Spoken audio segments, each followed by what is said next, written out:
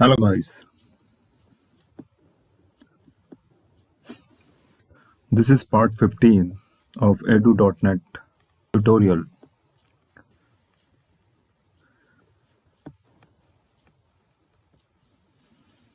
In this session, in this video, we will discuss disconnected data access.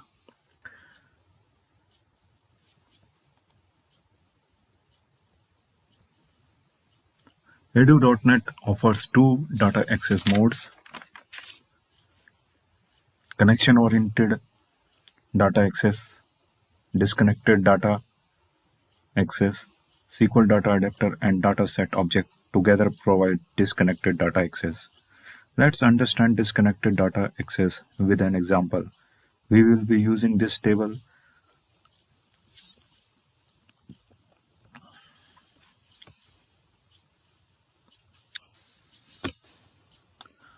We will be using this table student in this demo, and this is what we want to do. We want to design a web form. We want to design a web form that look like this.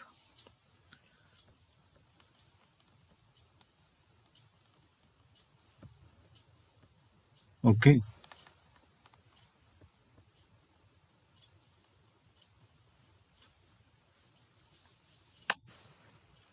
We are going to have a grid view control, a label control, and two button controls.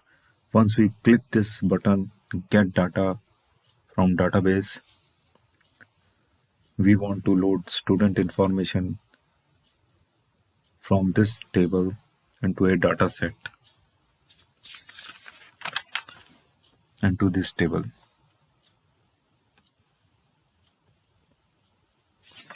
Okay, and then we want to bind the data set to the grid view control.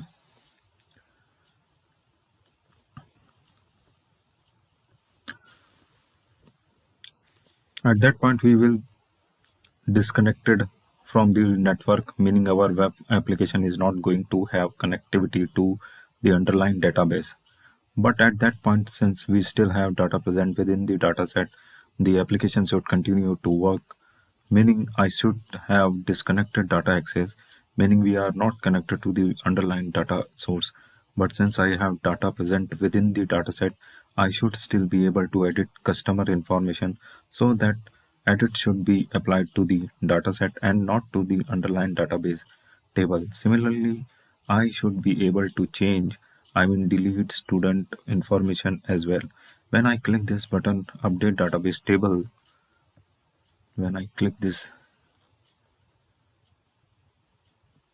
button, update database table, that is when we want to apply those changes to the underlying database table. You may be wondering where this disconnected data access is useful.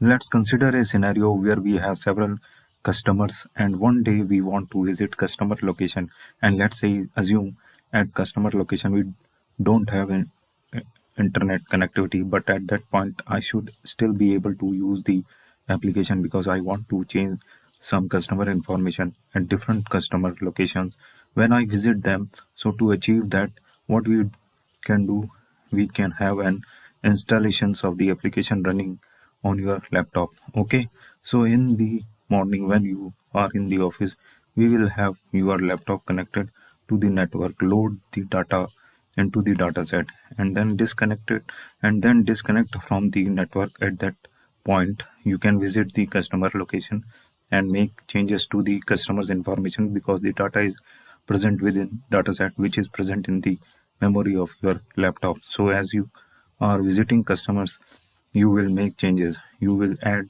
new customers, delete customer, etc. And then in the evening when you come back to the office, you can hook up your laptop back to the network, and then once you click this button, update database table, at that point we want to apply all the changes to the underlying database table.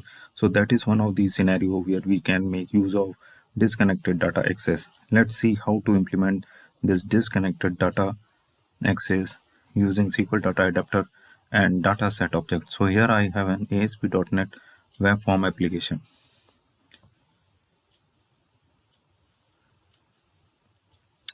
Let's set the style attribute. Let's set font family to Arial.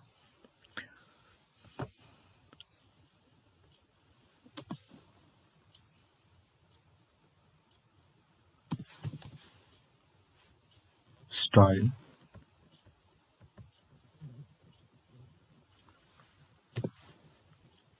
font family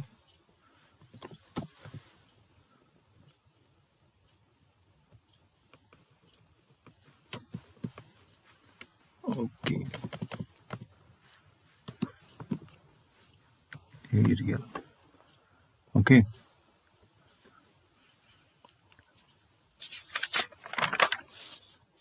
so we need a button control. So let's drag and drop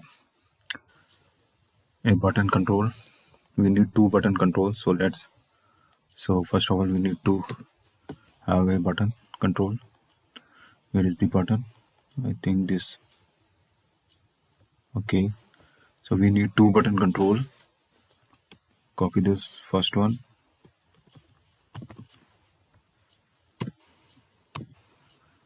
And we also need a grid view control. So let's drag and drop a grid view control.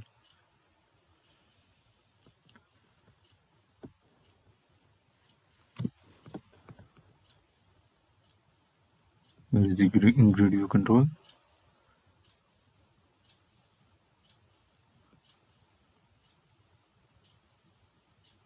This is the grid view control.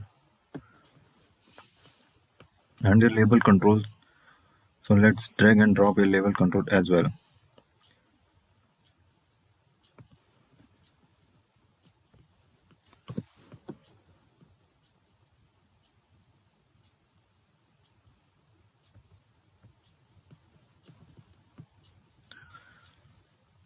So the first button is going to get data from database. The text on the button. So let's change the text on the button to get data from database.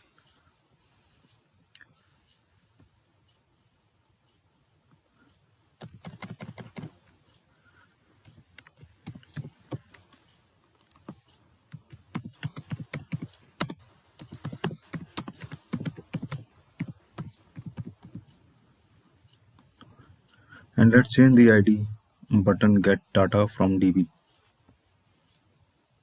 BTN.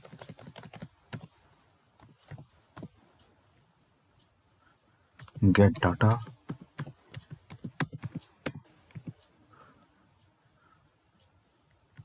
from DB.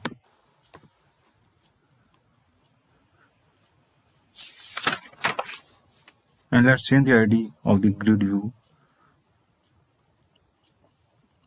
control to GV students.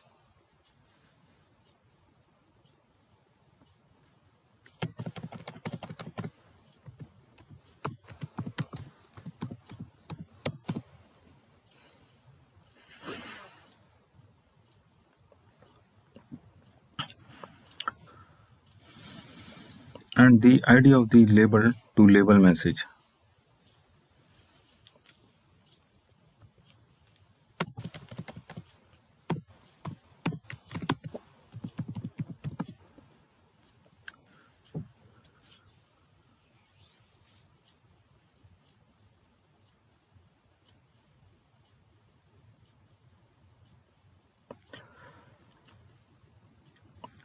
And the ID of this button control to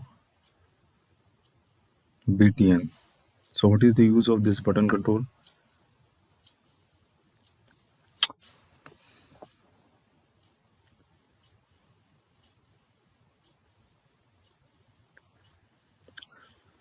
It is going to update the underlying database table. So let's call it BTN update DB.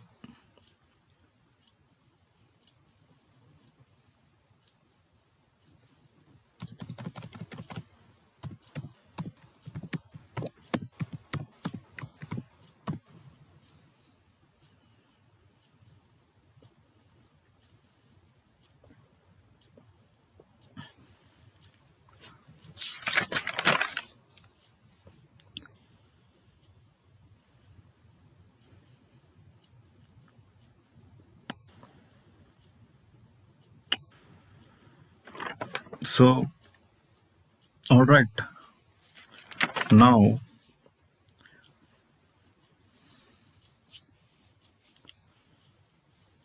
we are going to make use of SQL data control, and that SQL data, not SQL data source control, and that SQL data source control is to just generate some HTML for us automatically, but we are going to delete that again. So let me actually show that in action. SQL data source is present under data tab.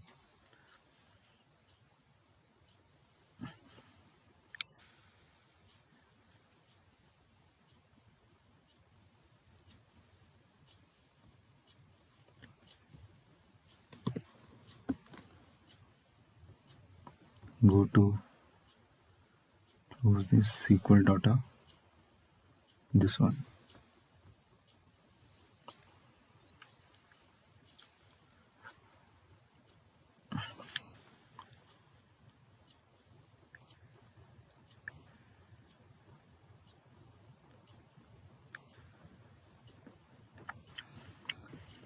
Means we have to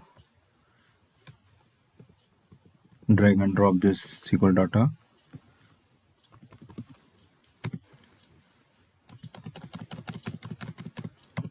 below the button. Okay,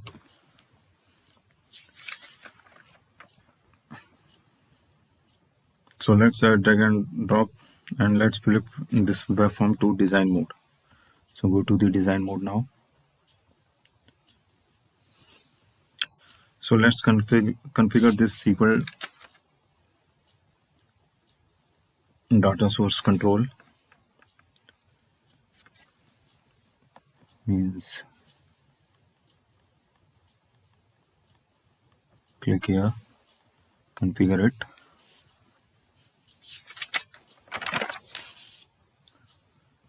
Now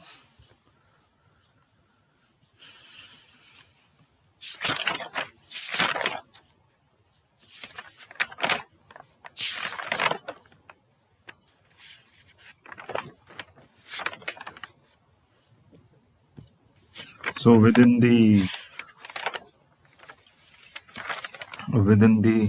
uh, within my web.config file, I already have a connection string called ultimate, which is pointing to the SQL server that is running on my laptop. So let's select that connection string. So what you need to do, click here, go to your web server, copy this,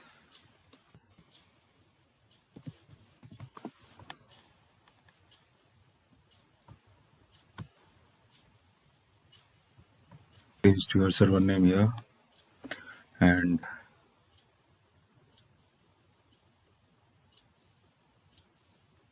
where is, yeah, I need this one. You can check the text connection. Text connection is successful. Okay, then click OK.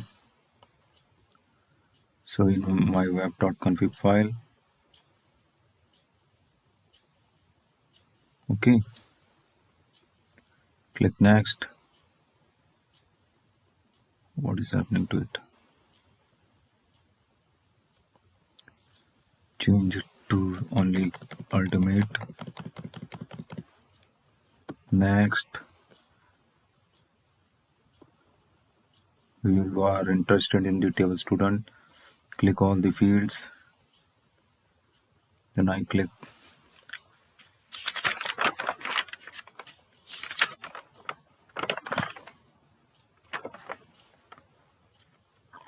this advanced tab, select this generate insert update query.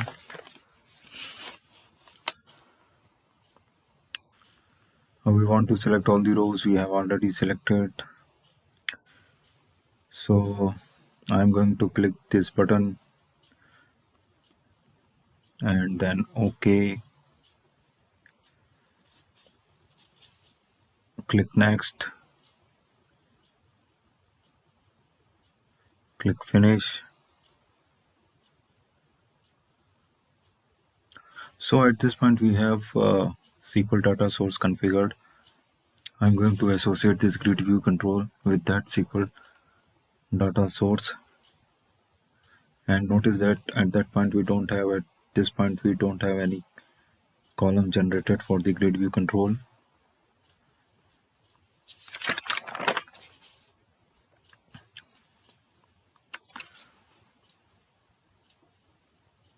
But more we don't have any code generated here. But once we associate this grid view control with SQL data source control, look at that the column. Means if we click here and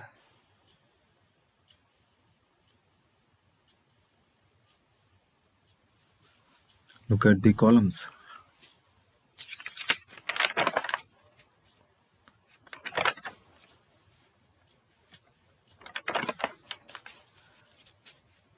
Will be automatically generated for us.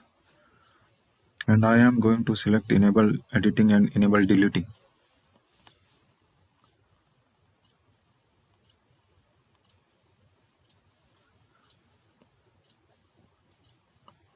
So we have that edit button and delete button as well. Okay, so at this point I'm going to save the changes, and then if we flip the form to the source mode, and notice that there is a lot of HTML auto generated.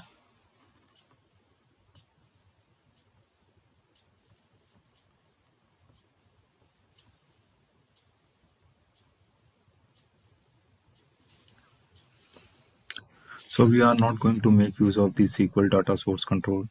So I'm going to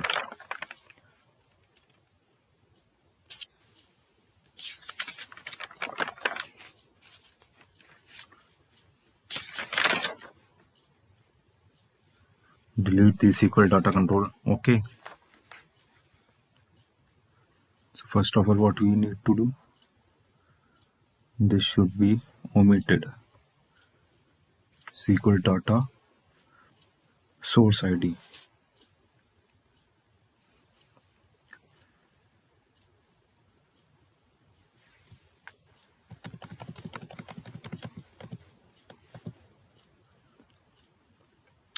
And then the other thing that I am going to do is we need to remove these associations between the grid view control and the SQL data source control. So I am going to get rid of this data source ID property. I have already removed it. So now when I save it, I'm going to get a message.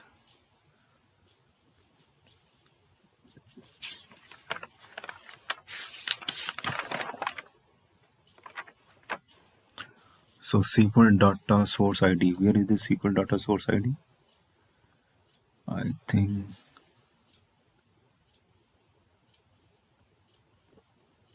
this one. You need to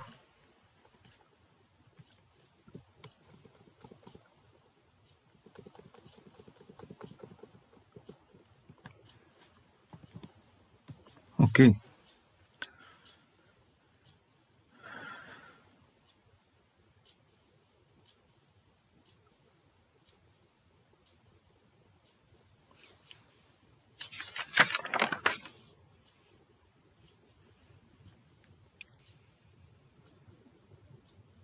So remove this.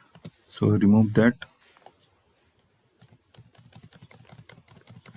portion of coding.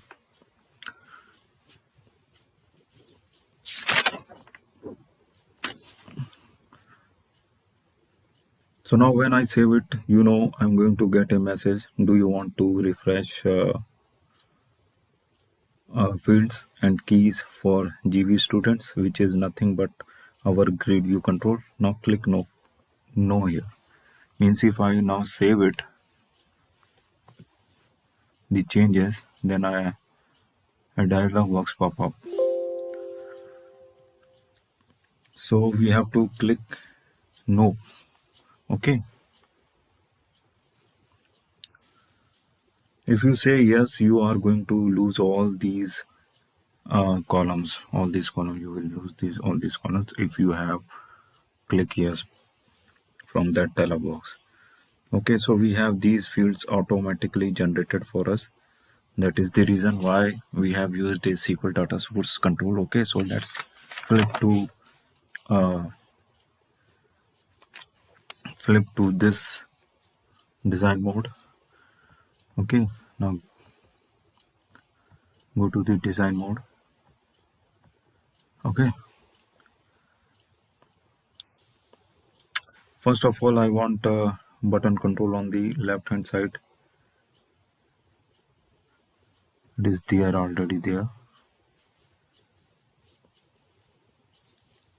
Button on the left hand side. Let's flip to design mode and let's have our label here and change the text on the button control to update database table. Means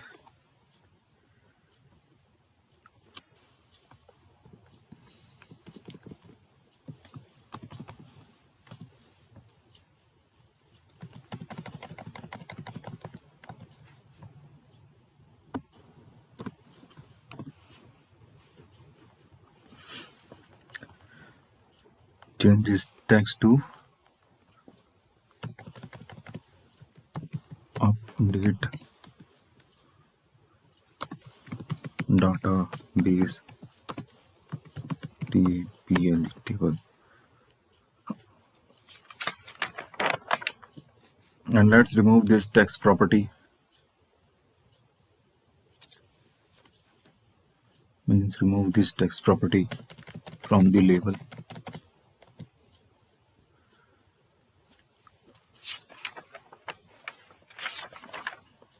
Because we don't want any text within the label when the web form is first loaded. Okay, so now our web form design looks much like what we have on this slide. Okay, if you go to the design and if you see the slide, this is the update database table button and the message.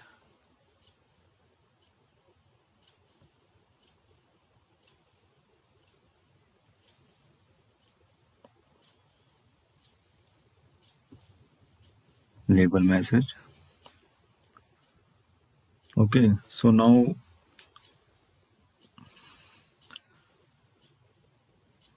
we also need to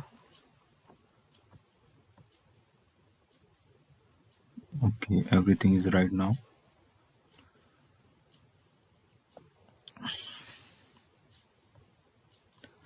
Okay, so now when we click this data from database, when we click this get data from database, what we want to do, we want to retrieve data from the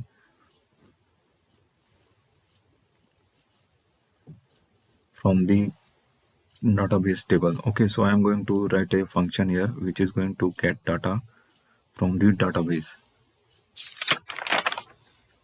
table. So since we are going to write some edu.net, so what you need to do, double click here, edu.net code. Let's go ahead and bring in edu.net namespace. So using system dot data using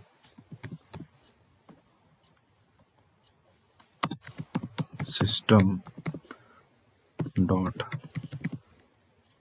data dot SQL client using system dot configuration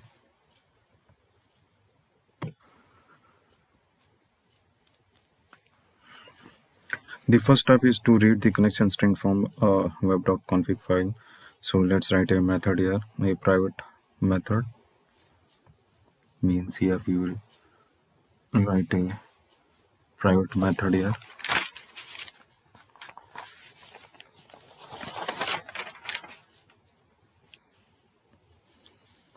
Let's call it get data from DB.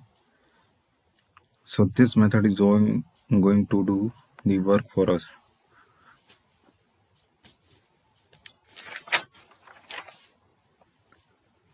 Private void get.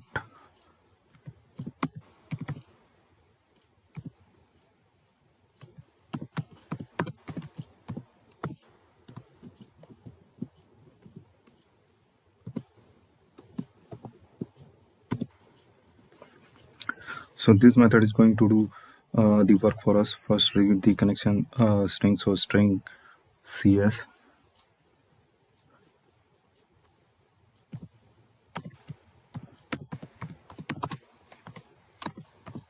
is equal to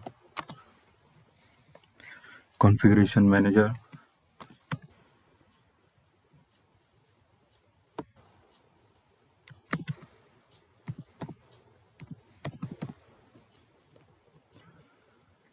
dot connection string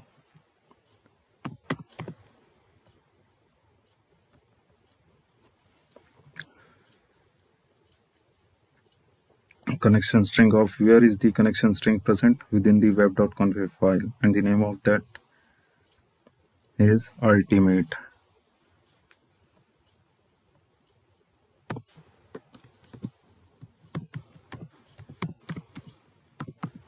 Okay, that is the name of the connection string. So let's get the connection string.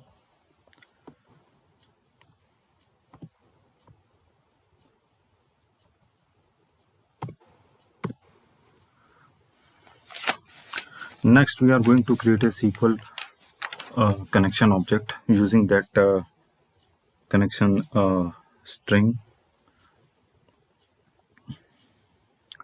SQL connection.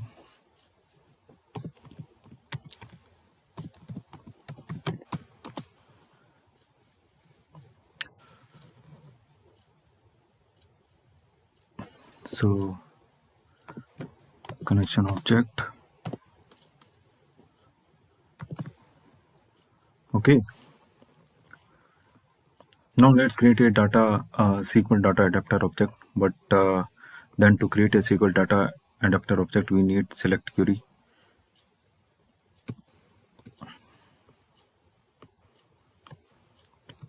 SQL data adapter.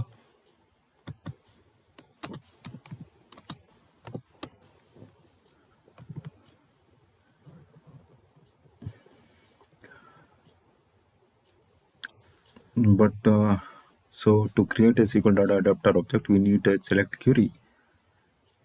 So here we will string str select query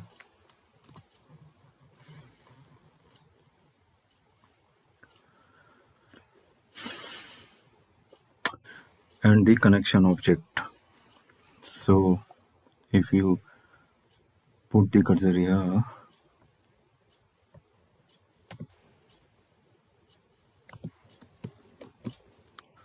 so which method we are overloaded version we will use.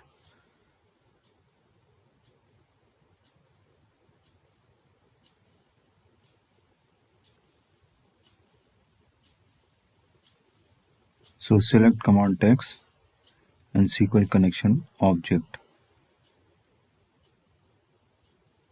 Okay.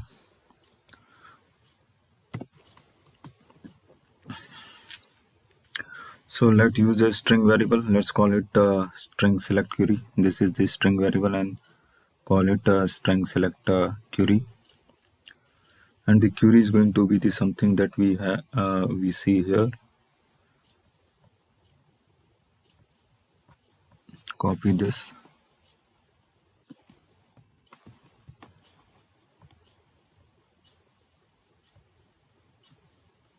Paste it here.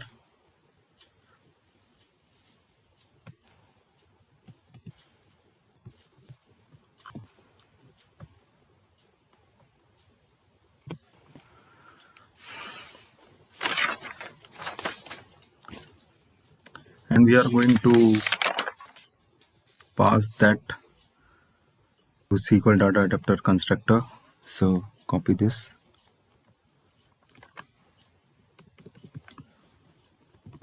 pass this to SQL data adapter constructor, and the next parameter is nothing but the connection object, CUN connection object. So let's pass that. So at this point we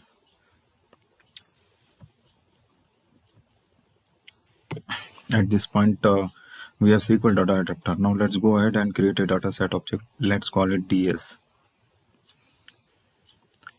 dataset.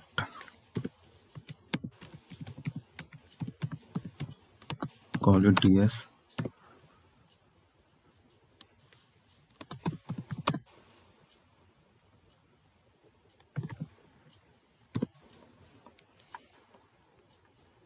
Equals new dataset.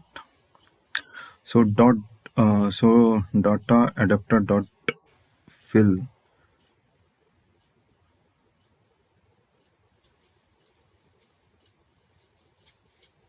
dataset.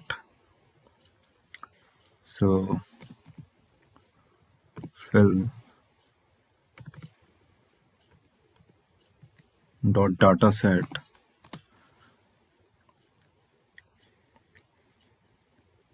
So what is this fill method is going to do? It is going to connect to the database, execute the select query, that type data, and load that into the dataset. Okay, and within the dataset I want table to be named as students.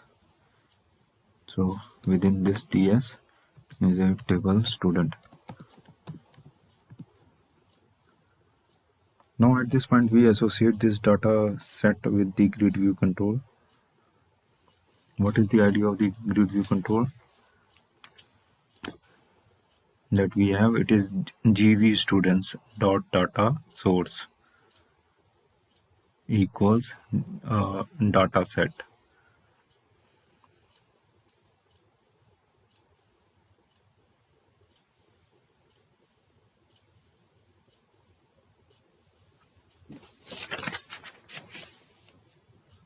So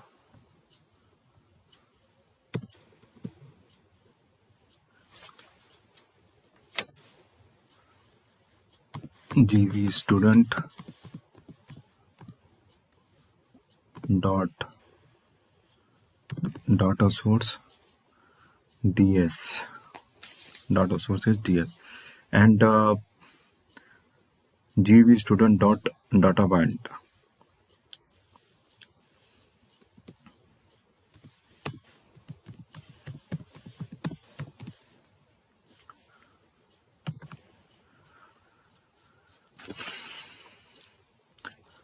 But then I'm going to do two more things here. I'm going to look at this. For this table the primary key is, means if you go to the database,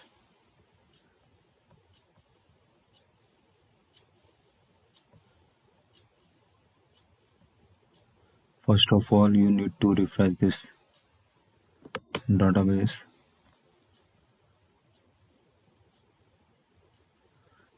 Let me actually refresh this table, expand it, and if you look at the columns here, if you look at the column here,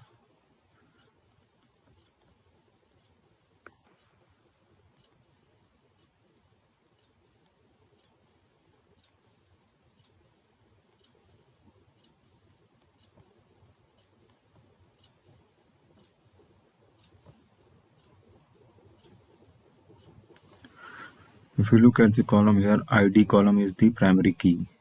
ID column is primary key. So when this information is loaded into the data set, so it is loaded into the table. Means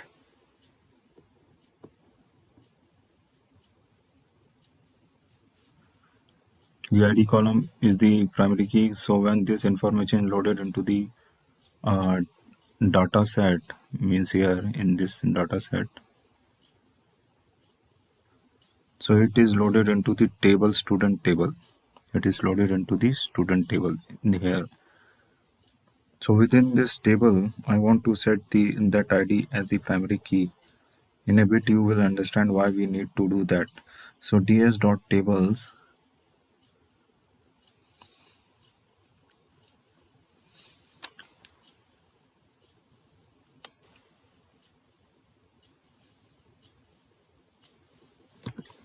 so ds.table,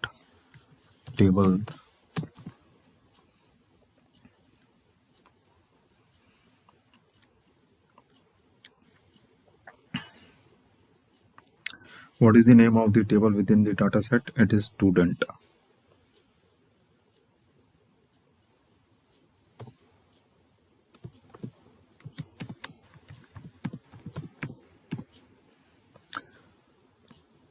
So for that table, I am going to set a primary key, and if you look at the property, notice that it is expecting data column.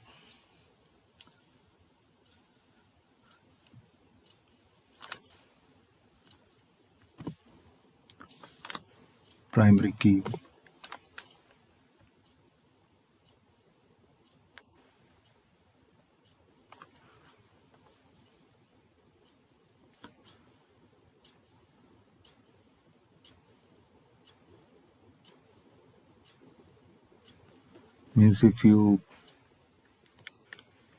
Means if I delete it, this portion here,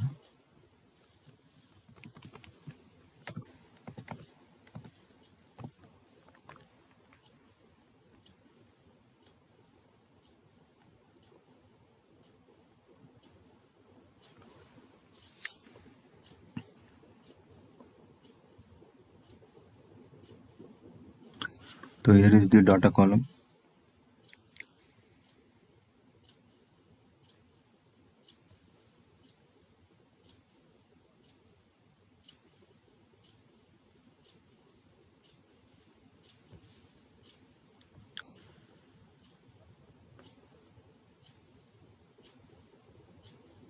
Okay, so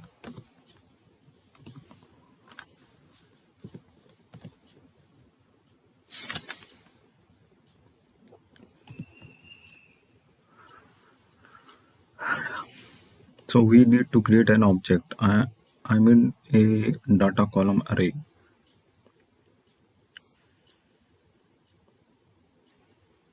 and then within the table, means after writing this primary key, new data column,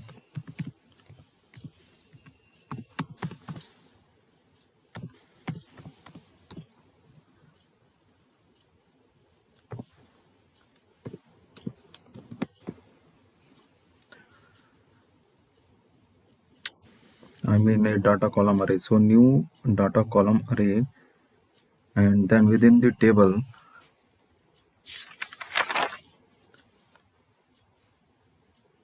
which column do we want as the primary key?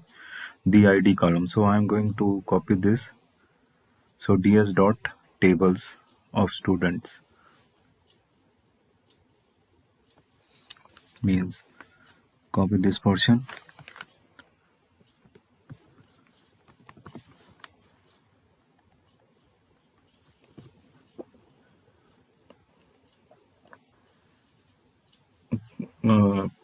Student dot columns of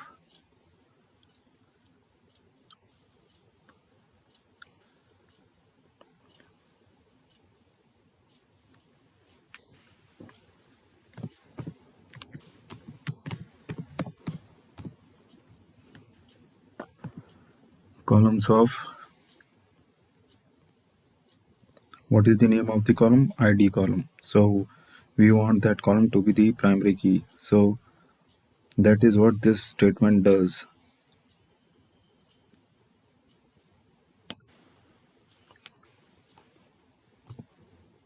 to id column,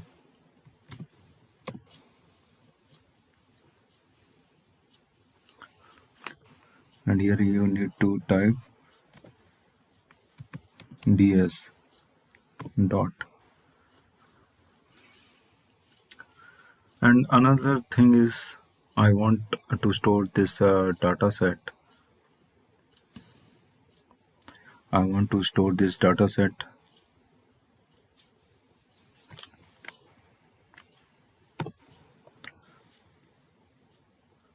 in the object. Okay, so cache dot insert.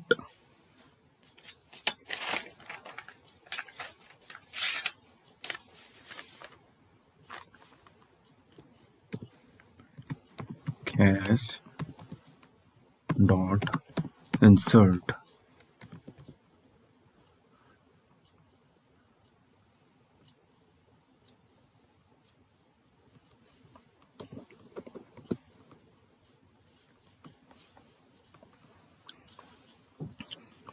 I'm going to use this insert method, and we need to specify the key. Okay, I need to use the insert method, and we need to specify the key for the cache.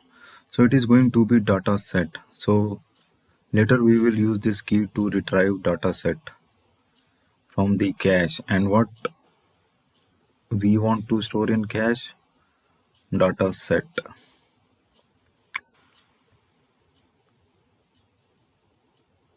Okay.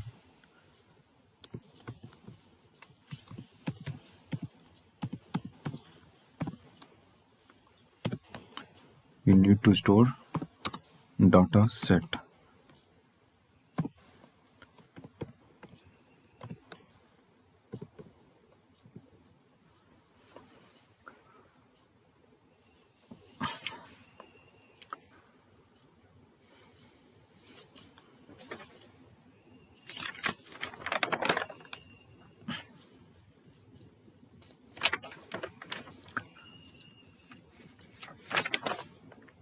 I'm going to use this constructor where we can specify, cache expiry as well.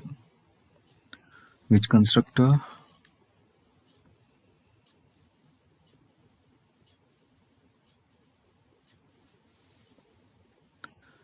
String key.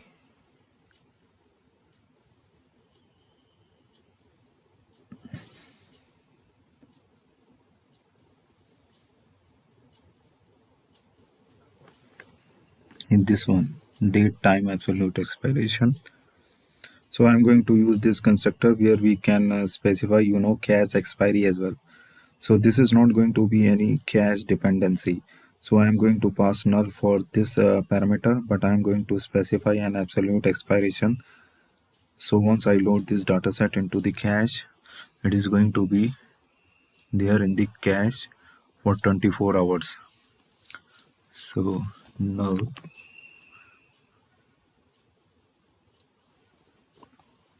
comma date time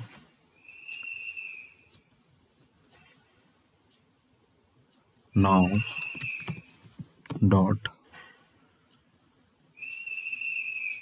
add hour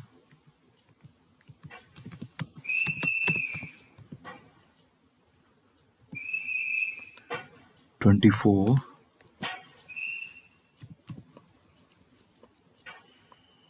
So I am going to specify datetime dot now dot add address datetime dot now.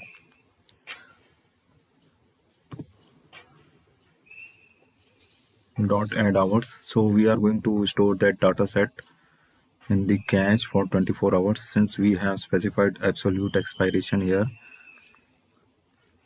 we are not going to sliding expirations, and to specify that system dot web dot caching dot cache dot no sliding expiration. So system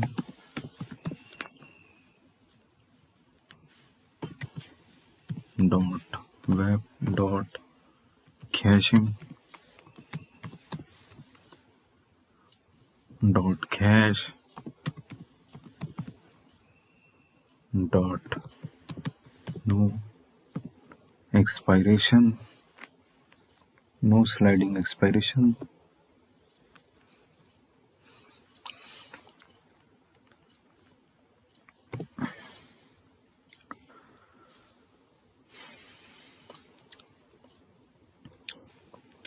no sliding absolute expiration here. We are not going to have sliding expiration, and to specify that we have specified that system.web.caching.cache dot no sliding expiration. So what is this method doing, and what is this method doing? Very straightforward. We have some edu.net code here to retrieve data from table student,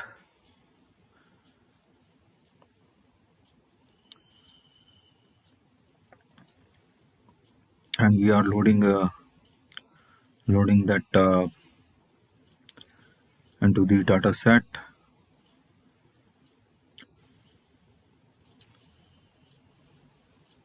and we are storing data set object into the cache,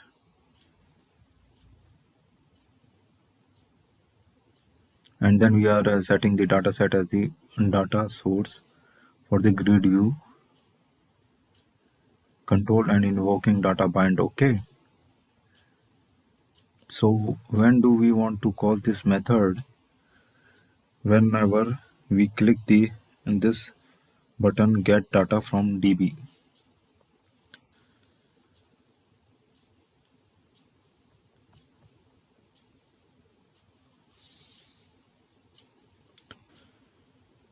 This one, and click this.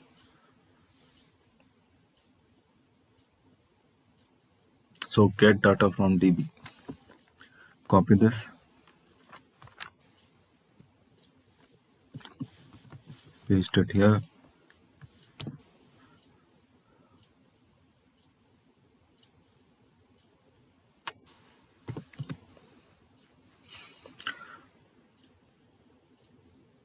So let's call that method get data from DB method, and we want to set the message in the label control to data load from database.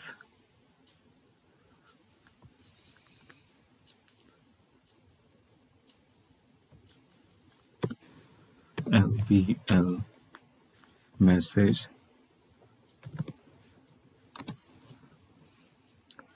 data load did load it from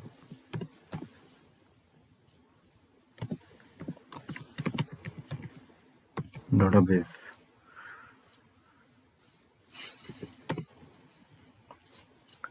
So label message dot text equals data loaded from database. Okay,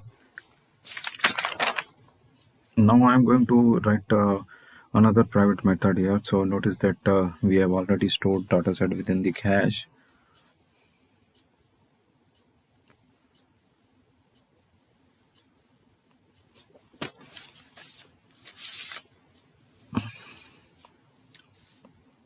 So I'm going to have another method, so private void, and we are going to call this get data from cache.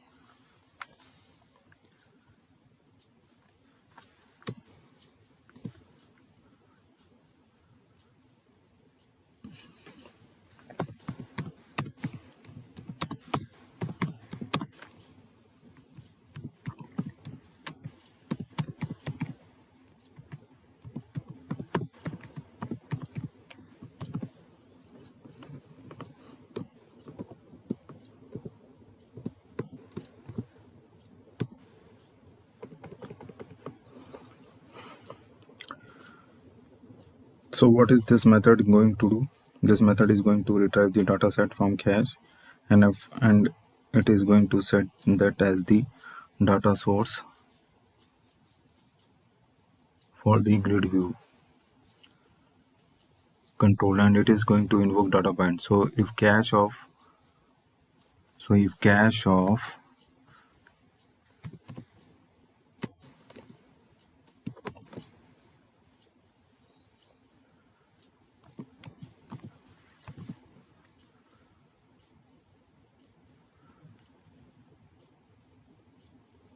what is the key that we have used? Cache of dataset. So that is the key. So if cache of dataset,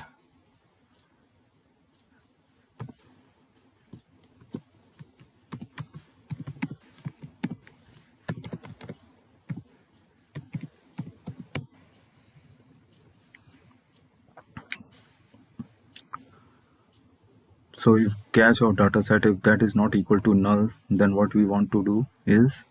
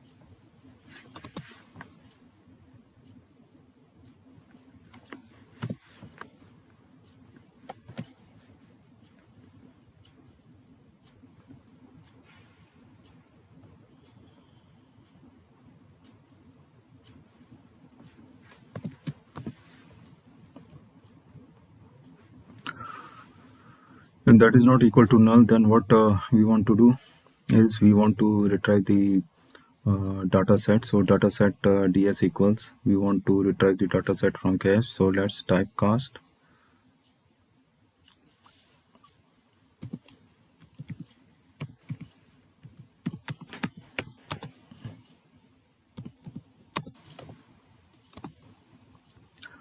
So we want to retrieve the data set from cache.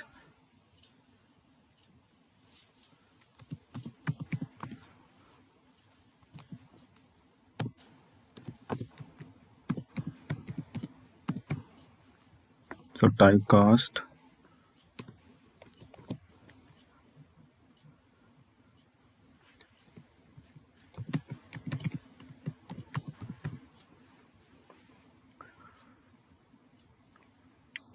so let typecast that to dataset, and then once we have the dataset, what we need to do, we want to set that as the data source for the grid view control, that as the data source for the grid view and invoke data bind. Means copy these two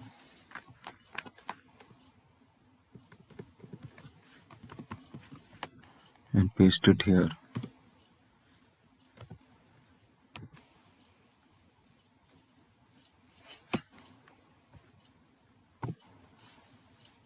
So this method is going to get data from cache. In a bit we will see how we are going to make use of this method. Okay, so at this point if we run the application,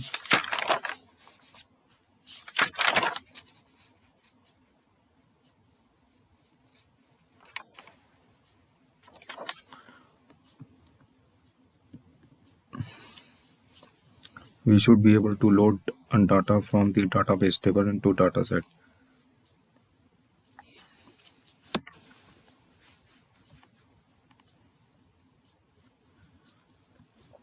And that data should be bound to the grid view control. So at this point I should be able to disconnect from the database and still should be able to work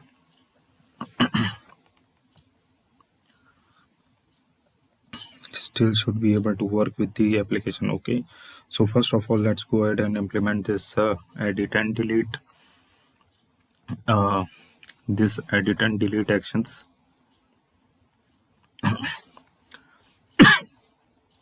And that is going to be straightforward with grid view control. So go back to your coding.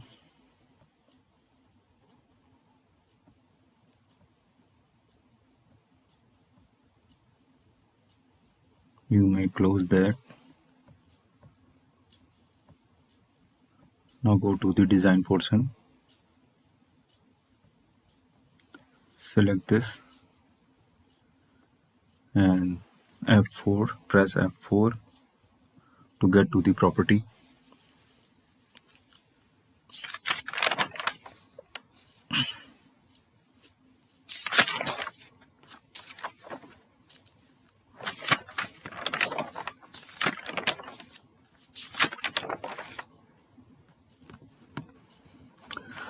So click this lightning symbol. So let's go ahead and generate an event handler for that well.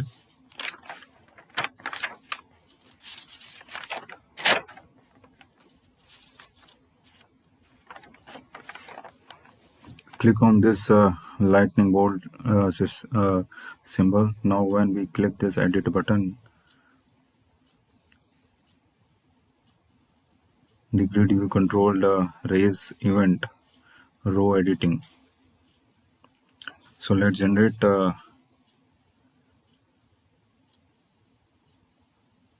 event handler for that row editing event. So where is the row editing? Row editing is here. So let's double click that to generate the row editing. So when we click the edit button, we have update and cancel buttons. So row editing. So when we click the edit button, we have update and cancel button. So when we click the update button, then this event is fired, row updating.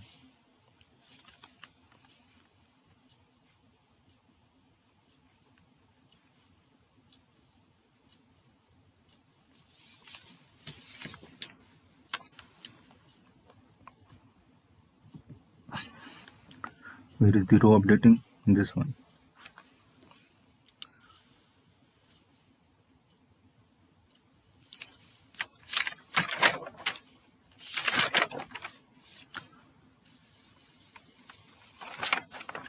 So let's go ahead and generate the event handler for that as well. If I click the cancel button, then row cancelling event is fired.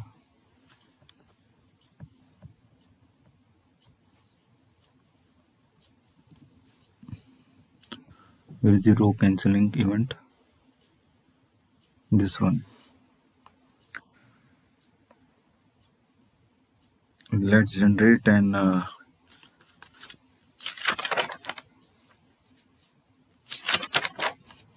event handler for that. Means double click here, and then once we click delete button, row deleting event is fired.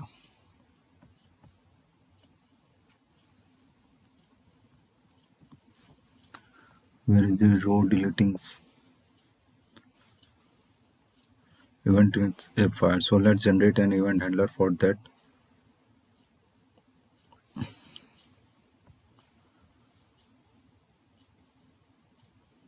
Event as well. Okay, so when we put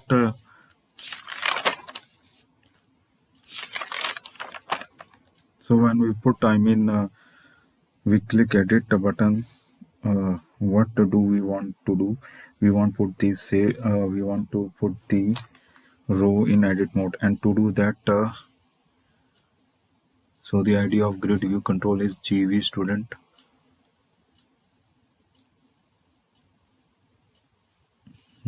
gv student dot edit index. So how are we going to get edit item? Means go to the row editing,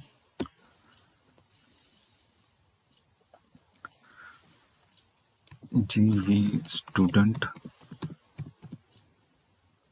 dot edit dot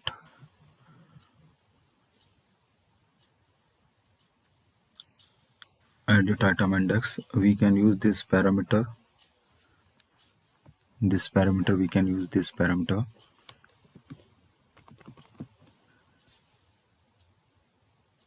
and this parameter is coming into this event handler, row editing. So index is equal to e right here. So e dot new edit index, e dot new edit index,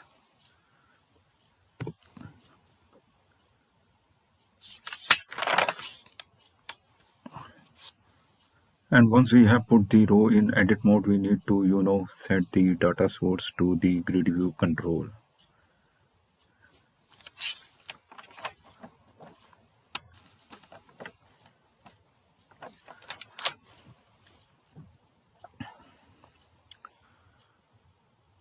And then bind it with the data once again, but we don't to be loading data from the database. Okay,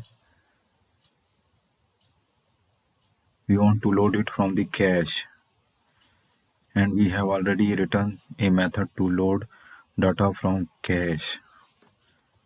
Means copy this method and paste into the row editing event handler.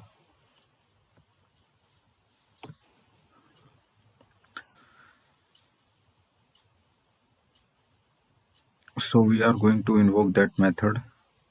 So let's call this method. Let's bind our solutions, build our solutions.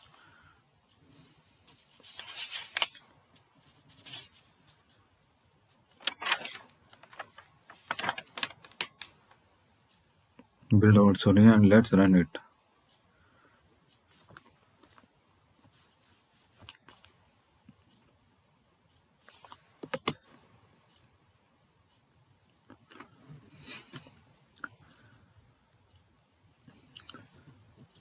Build it succeeded.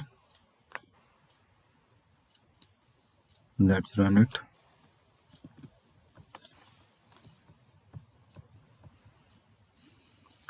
So at this point, we should be able to put the row in edit mode.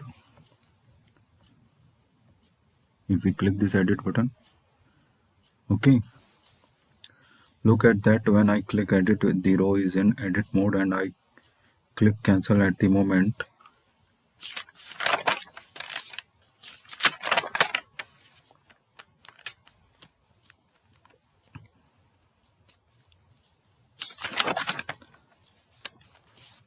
If we click cancel at the moment, nothing happens. That is basically because we have not implemented the event handler method. Okay, so let's go ahead and implement that. So when we click cancel, what should happen? We should bring this row out of edit mode, and to do that we are going to copy this exact code.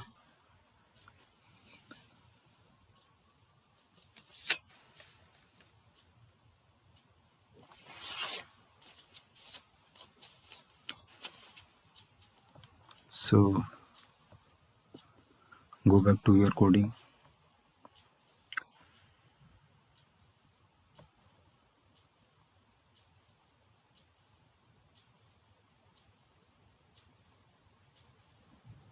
Copy this coding portion from row editing event handler and paste it in cancelling edit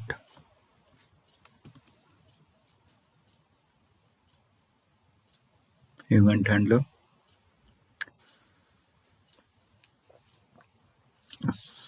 So that we bring this row out of edit mode, and to do that we are going to copy this. We have exactly copy this.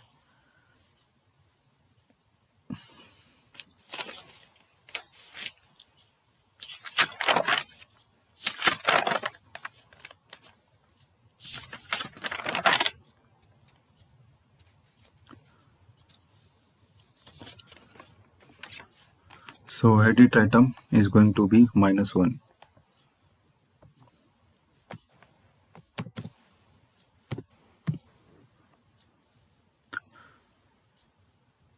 Meaning don't put any row within an edit row and then get data from cache again. Okay, so data from get data from cache again. Okay, so at this point we should be able to cancel edit as well.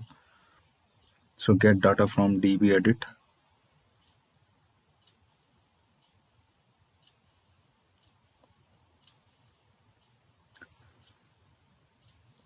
So get data from db edit. Look at this. When I click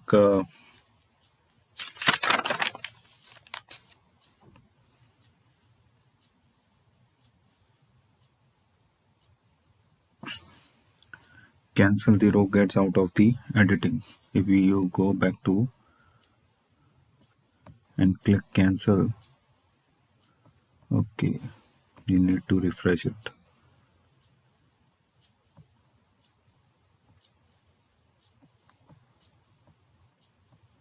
Okay, rerun the applications.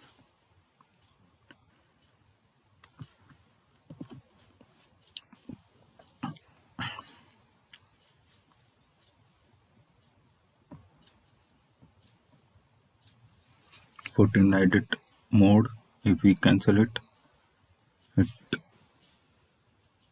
the row gets out of the editing mode. Okay, now once we click update, at the moment nothing is going to happen.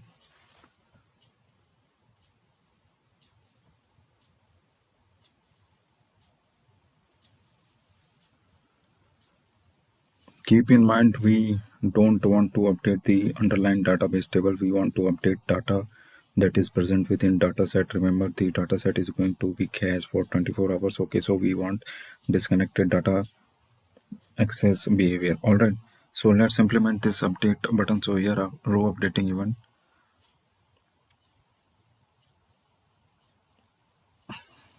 So first of all, when we click update, what should happen? We should retrieve data from this row.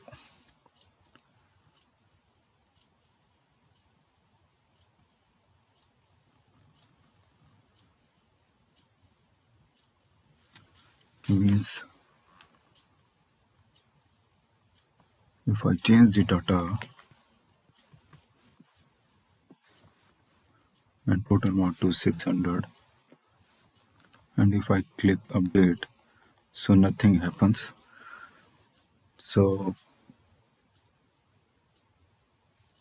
what should happen? We should retrieve data from this row.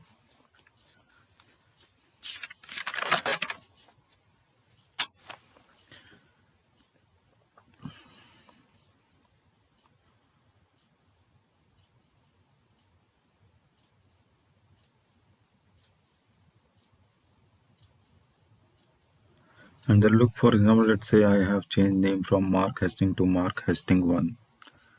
Means if I change the name from Mark Hastings 1 and male to females and 600, I put it 700 total mark. So what we need to do, we need to retrieve the value from the user interface for this particular row.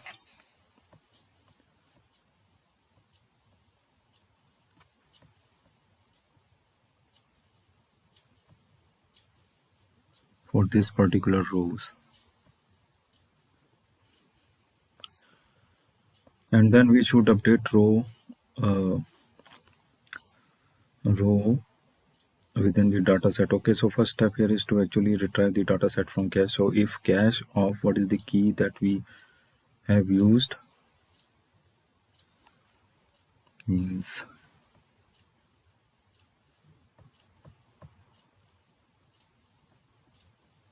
go to the updating event handler.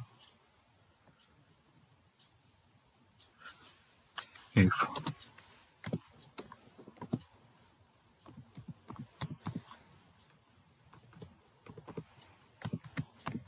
cache of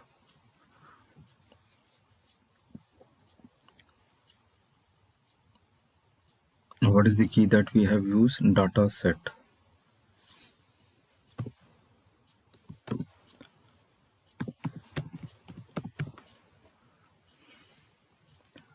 So if that is not equal to null, we want to retrieve data from the cache.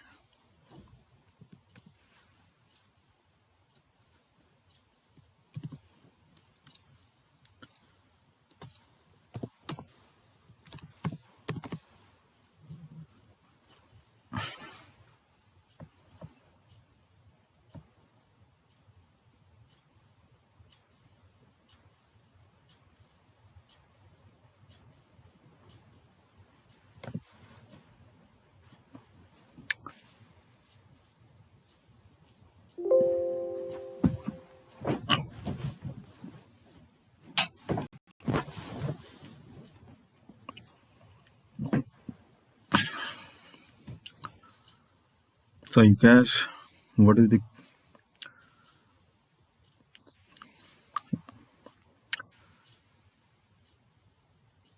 so if that is not equal to null, we want to retrieve data set from the cache. Let's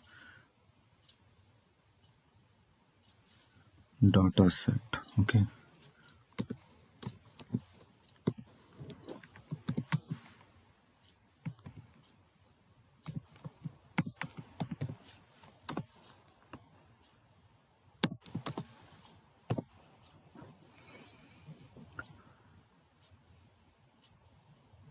Cache.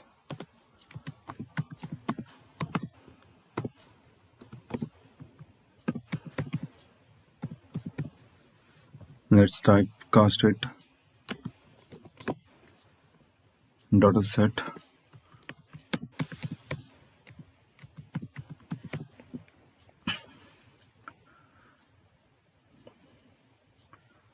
Typecast that back to dataset, and let's store it in a variable of type dataset. We store it in the variable. This is the variable. Dataset is the variable, and let's call it ds.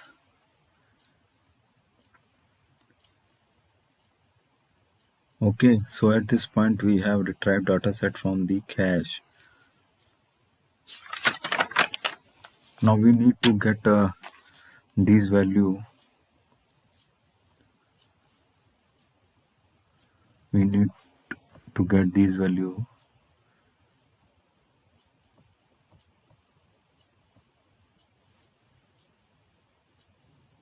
The change value, and how we are going to get that? We basically can use this object.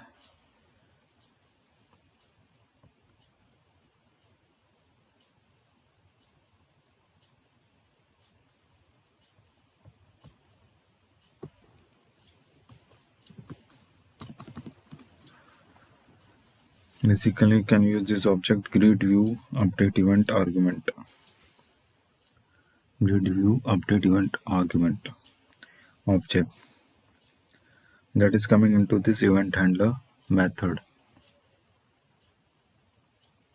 In this event handler method. So e dot new values.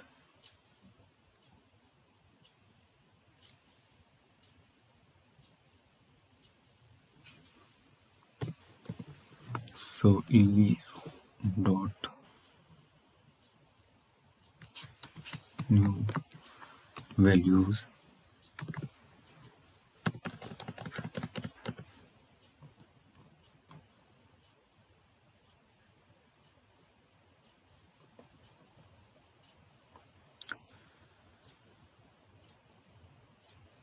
new values should give us the new values basically. So I can use this new values property, and then I can index that with the name.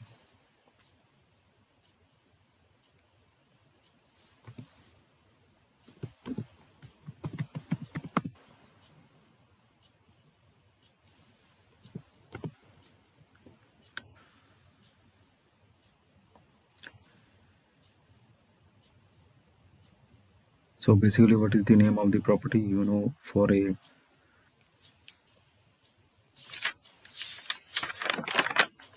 name, if we want the new name,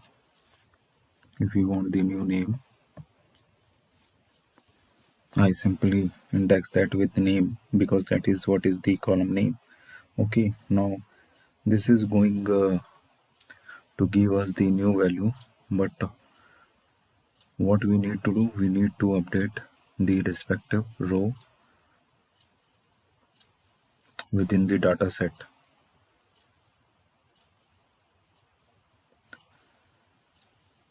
which means I should first be able to find in this data set the corresponding row.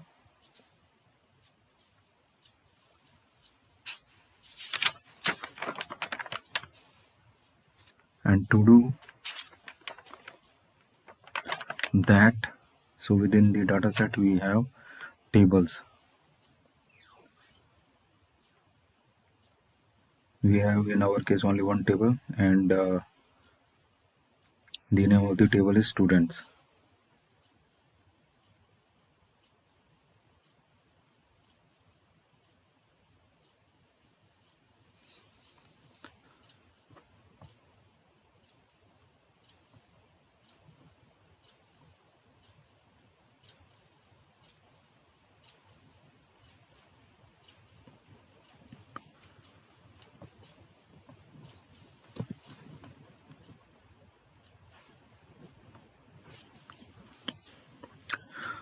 So in that table we have rows collection. So within the rows in that table, find me a row. But then here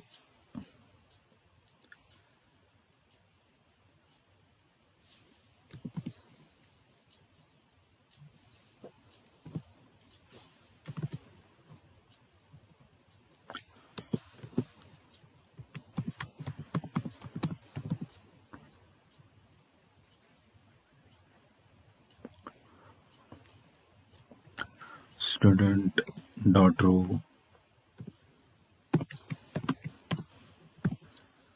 dot find, the find is going to use the primary key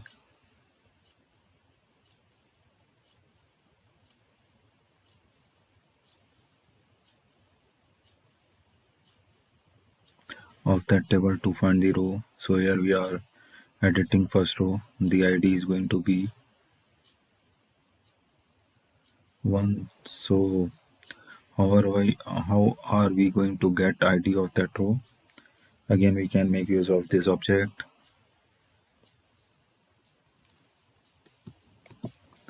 We can use this object e dot keys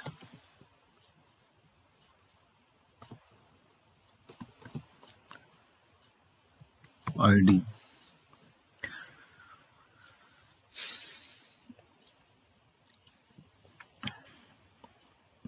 So we have used this grid view update event arguments object e as the property. Okay, key of, we can specify the name of the column. What is the name of the column? ID. So that should give us the ID. Okay, so this find method is going to find the row by primary key basically. So what is the primary key for this table? If you remember, when we have loaded the data into the dataset, we have set the primary key for student table as the ID column. Okay, so this method, so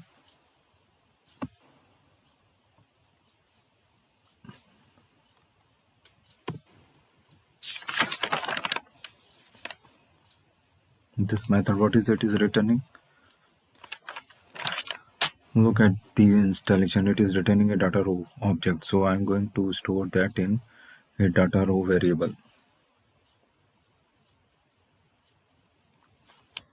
Store it into data row dir is equal to data row variable.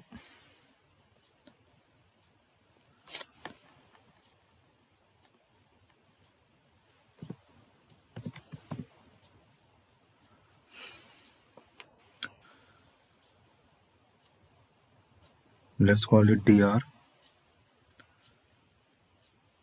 So now we are going to say dr of name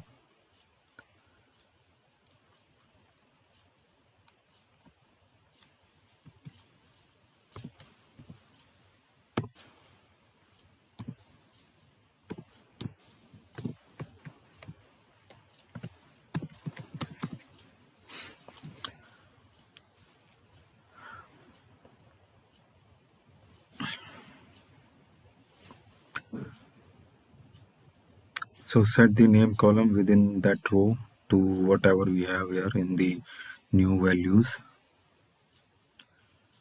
and we do it in the same way for gender.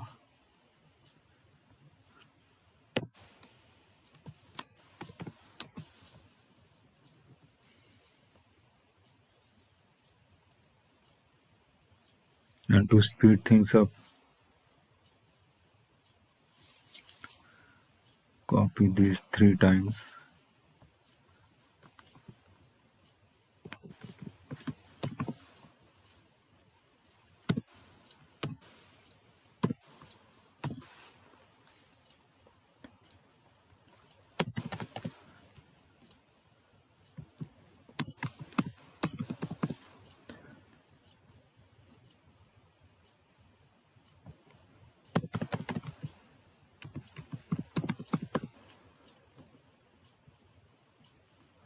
Total marks.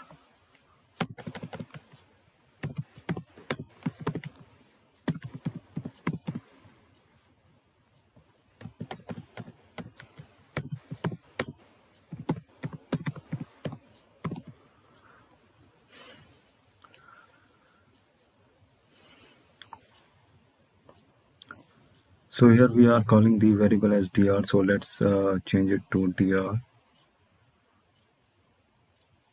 We have already dr, gender dr. So basically we are setting gender to gender, total mark to total mark, the same kind of idea. Okay, so what did we do at this point? We have made changes to data row within the data set. Okay, so we are going to store the data set back in the cache, and to do that we have already typed the code. So I'm going to copy this.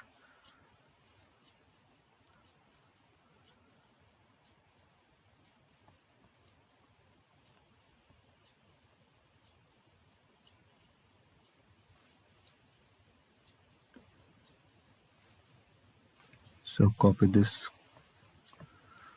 code here.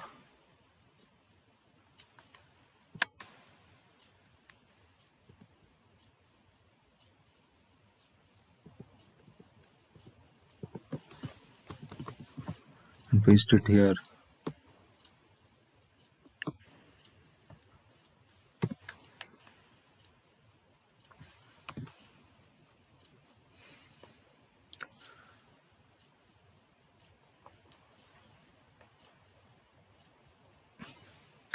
So what is happening here? Look at this. We are using the same key again, dataset, meaning we are going to overwrite the dataset that is already there in the cache. Okay, then we are going to call this method get data from cache.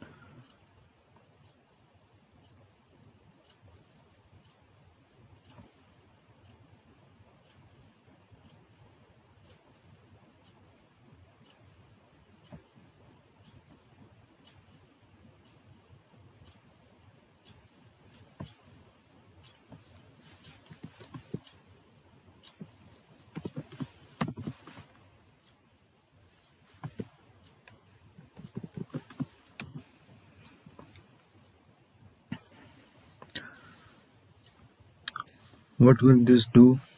What will this method get data from cache do? This will return the data from cache and bind it to the grid view control once again, so that we can see the changes that we are applied to. And then what we need to do, we need to bring the row out of the editing mode. Okay, and to do that again we can use this code. Basically we need to set the edit index to -1. Okay, so let's actually copy. We have copy pasted this code here.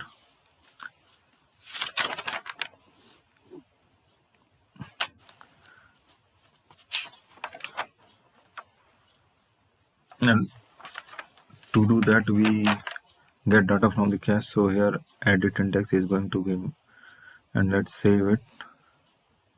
If everything was expected, okay, get data from cache. We got the data from database at this point.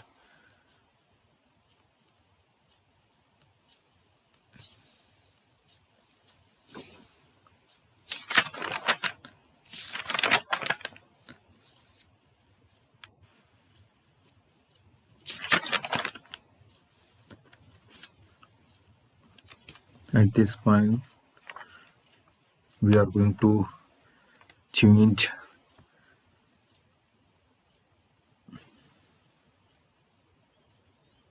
First of all, you need to close this.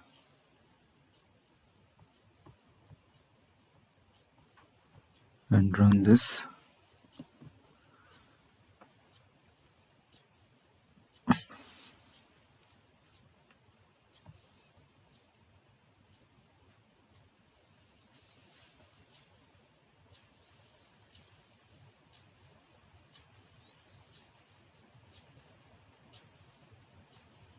Okay, edit and changes to mark.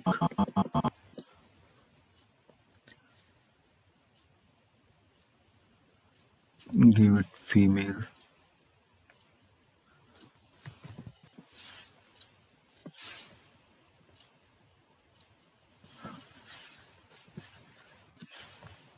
And give it to 600 total marks.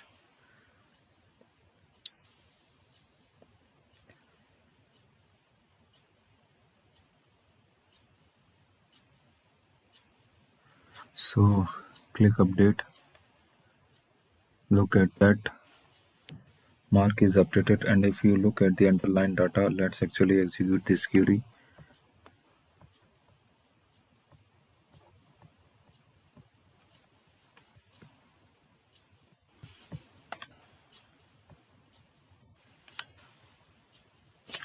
Look at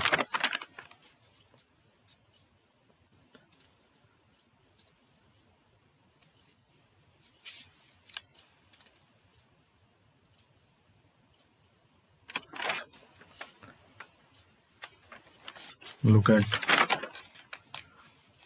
this is in the underline. The name of the student is still Mark Hastings. Okay, so at this point we are working with the dataset that is present within the memory of our web application. Okay, all right. Now let's implement delete functionality.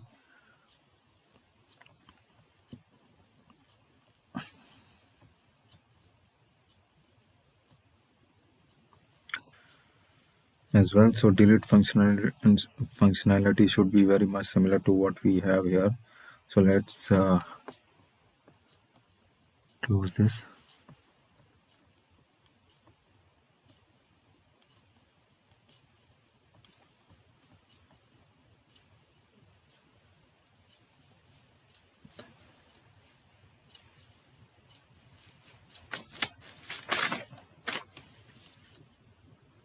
So copy this whole coding from here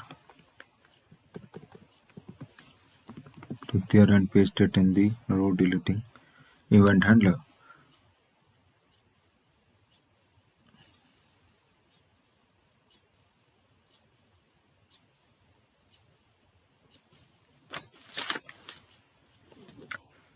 And make required changes. And where is the delete event handler? Here it is. So if the data set that is present within the cache that is not null, we are going to retrieve data from the cache and we are going to find that row. And what we need to do, we need to delete that row. So simply we can say dr.delete.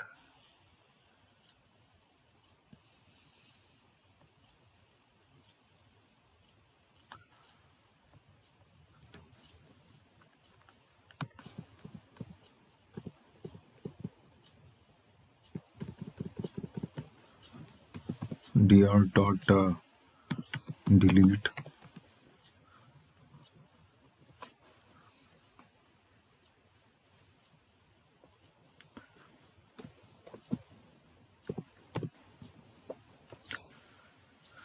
So what is this going to do? It is going to delete the row from the data set itself and not from the underlying table, and then the same idea we are going to put that back in the cache, and then we did not set the row in edit mode here, so we don't require this line.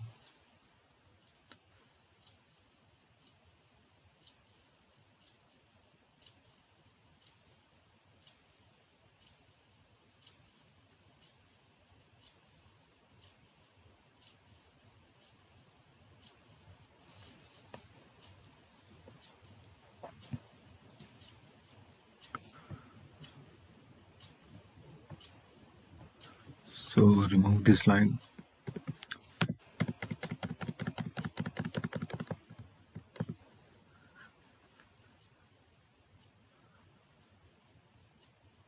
Okay, so at this point we should be able to delete row as well. So get data from database and look at that. When I delete, the row is deleted from the dataset. Keep in mind no changes are applied to underlying database.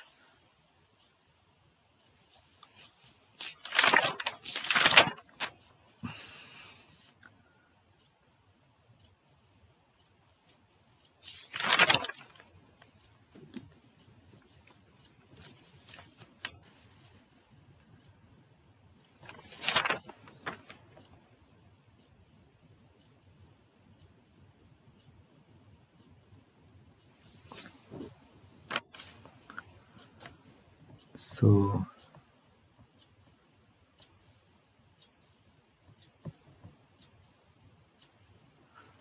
let's run the application.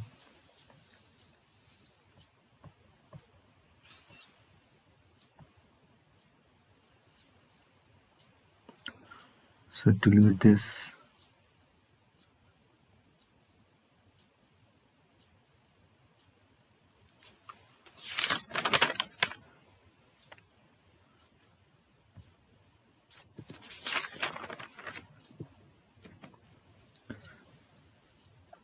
The row is deleted from the no changes are applied to the underlying database table now. Okay, we are working in a disconnected mode.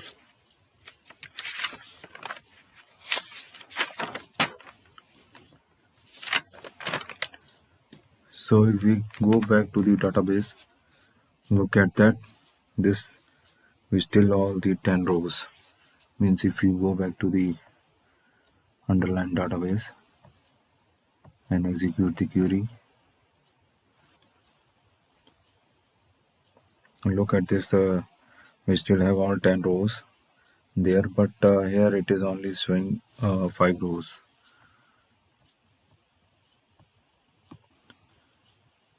Okay, here it is showing only 5 rows. Now when I click this update database table button, that is when we want to apply those changes to the underlying database table. Okay, so finally we need to implement the event handler for this update database table button. So let's see that.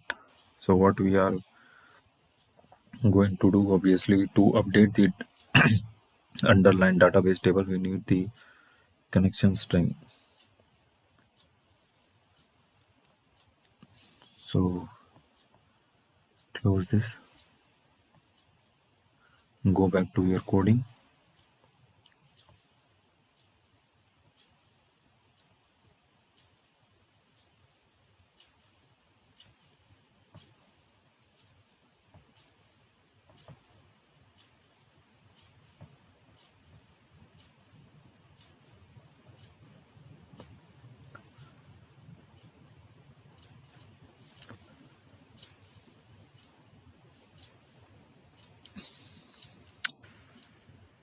So what we are going to do, obviously to update the underlying database table, we need the connection string, we need the SQL connection object, we need select query, as well, because based on that we are going to generate update delete command. Basically we are not going to use SQL command here. We are going to write our own commands. So first let's copy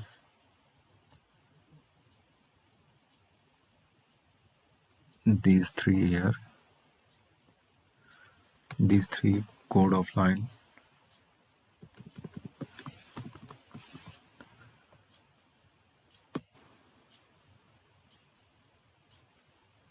and paste them here.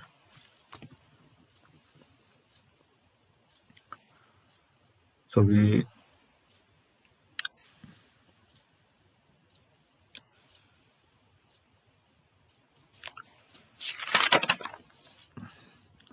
we want to read the connection string, prepare the SQL connection object. We need that select query.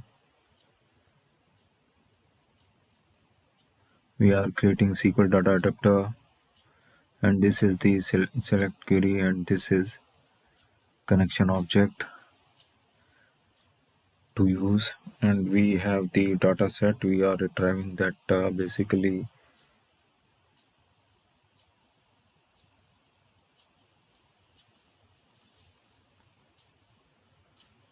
we need to check the coding once again.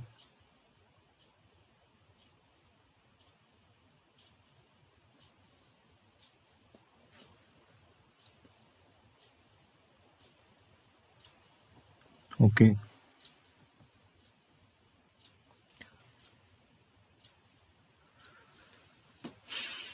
so I'm going to get rid of this code cache of, what is the key?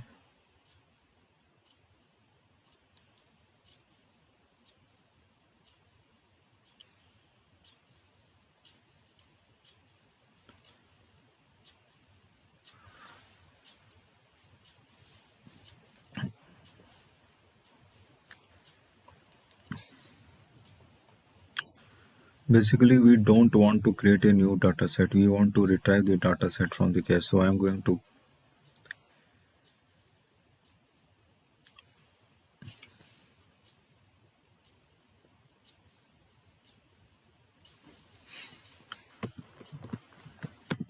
data set ds is equal to cache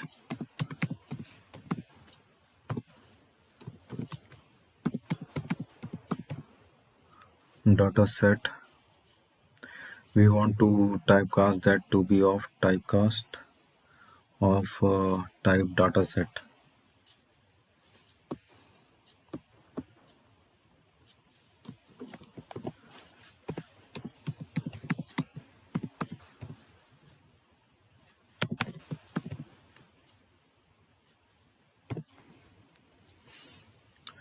We need to update the underlying database, and to do that we have the data adapter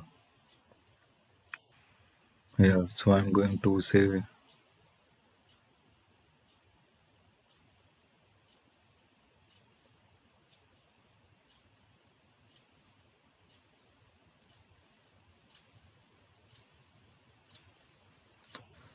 da dot update,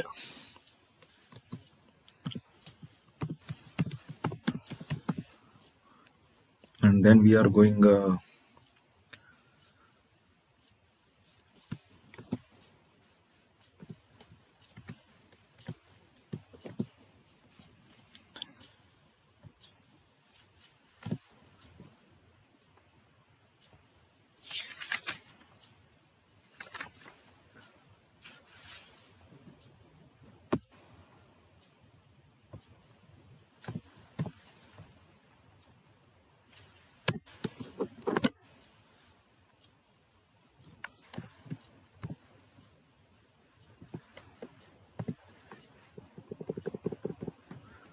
and then we are going to use this version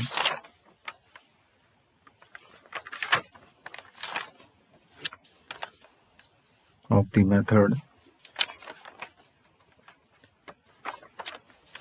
Why there is no method?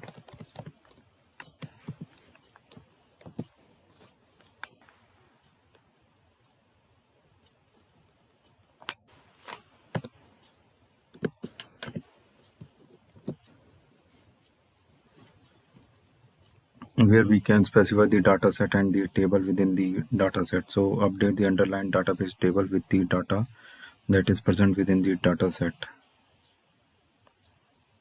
And within the data set, we have a table called student.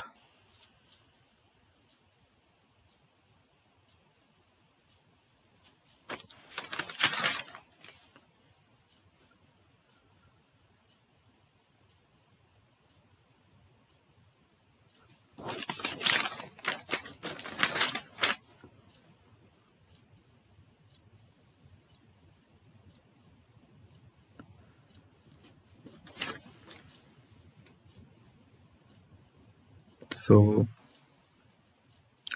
use this information that is present in the student table.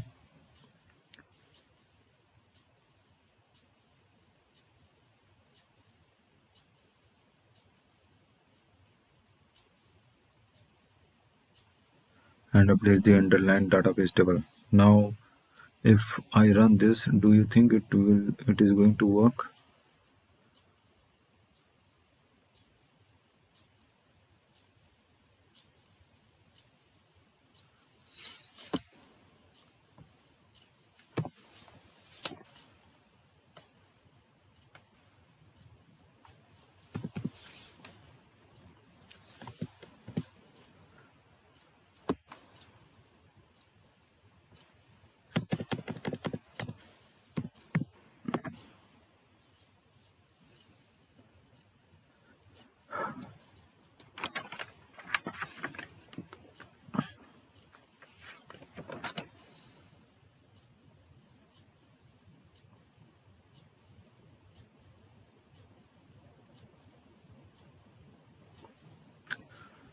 Do you think it is going to work? It is not going to work. Why? Because we don't have the update command specified.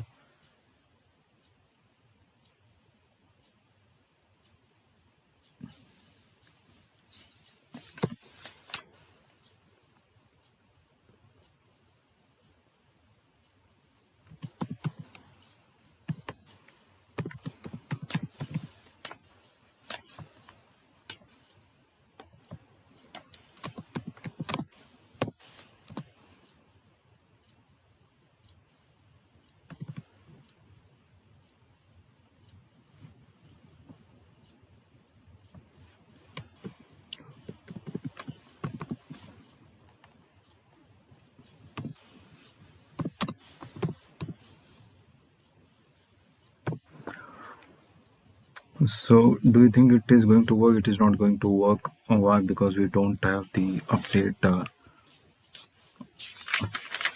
command specified. So the adapter does not know what to update and how to update. Look at this.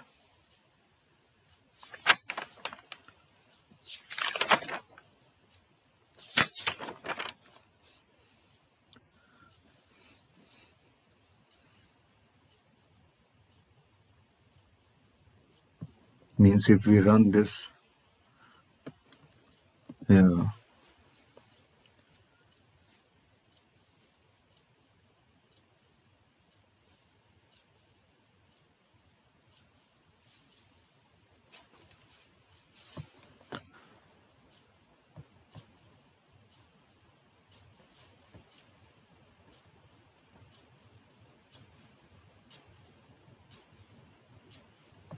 Okay, okay.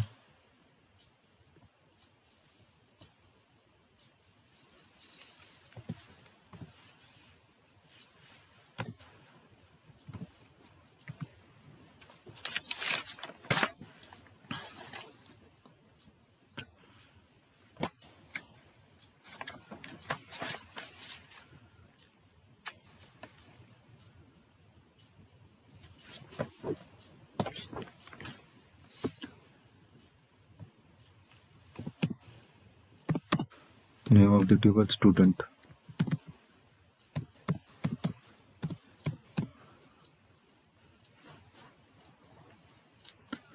So if we run this,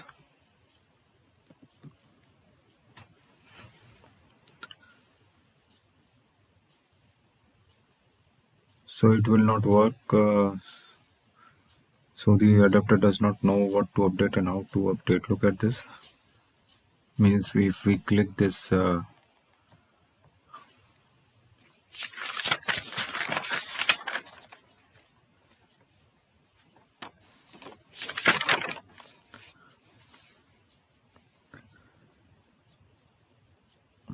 we change this second row from Pam Nicholas to Nicholas Pam,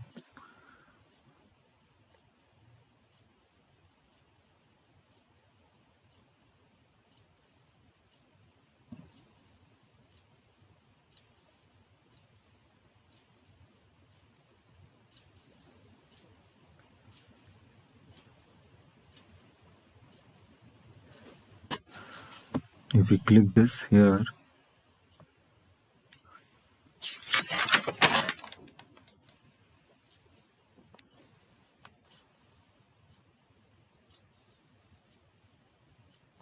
so this is working for this update button because we are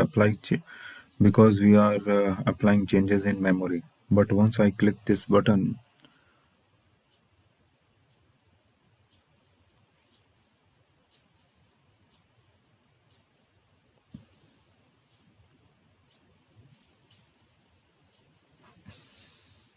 look at that. What is going to happen? We get an error. Update requires a validate command. So we need to associate an update command, and there are two ways to do that. We can use SQL command builder object to generate the update command automatically for us, and we have discussed that in the previous session of this video series. Or we can write the update command and associate that. Let's actually do it in it the second way, because we have already seen how to use SQL command builder in the previous session. So I'm going to create an update query. Let's call it SQL command. So how is the query going to be updated?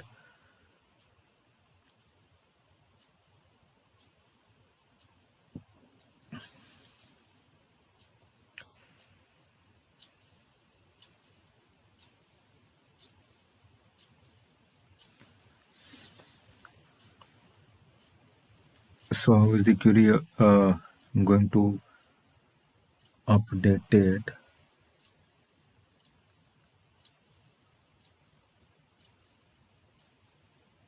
What table we want to update? We want to update table student. Set name column to at the name.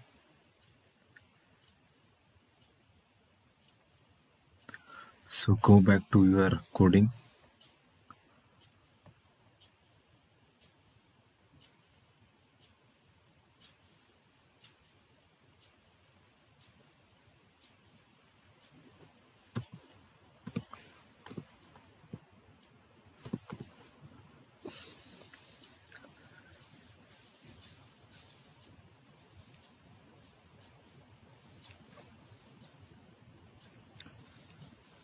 So we want to update table student, set name column to name. So basically we are going to make use of parameterized queries.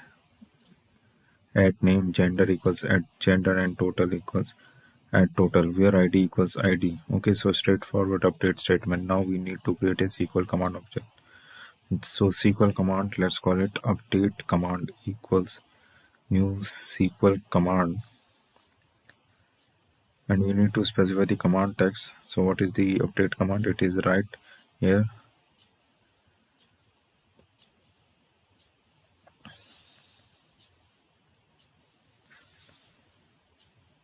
Specify the connection object. Okay, so we have the update command.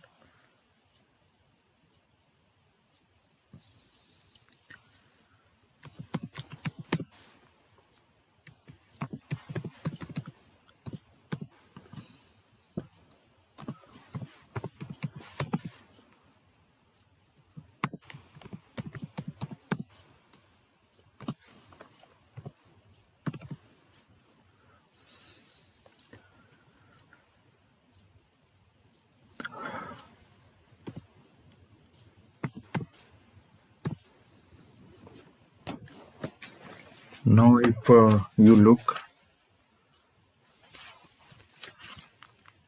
at this query, it is got three parameter, I mean four parameter actually: name, gender, total mark, and id. So we need to associate this parameter with the command update command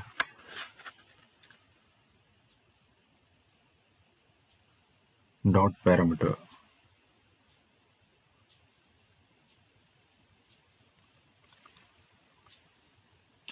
dot add.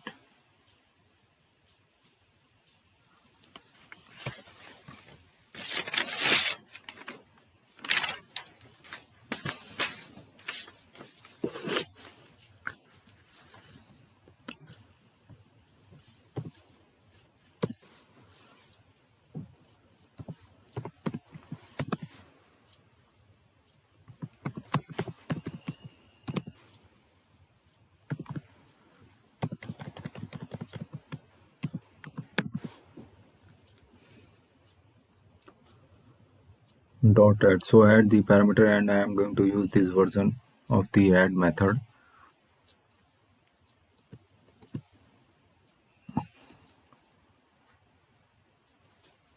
where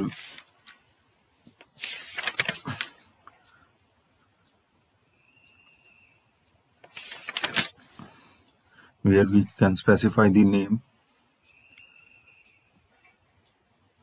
of the parameter, data, and the data type, the SQL database type of that parameter, size of the parameter, and which source column contain the values.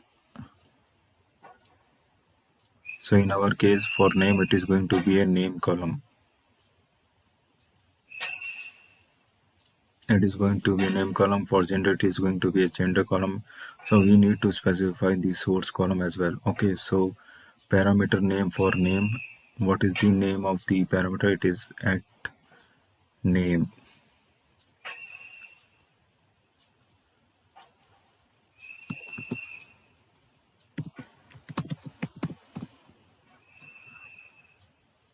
And we need to specify that as a string, and then we need to set SQL DB type.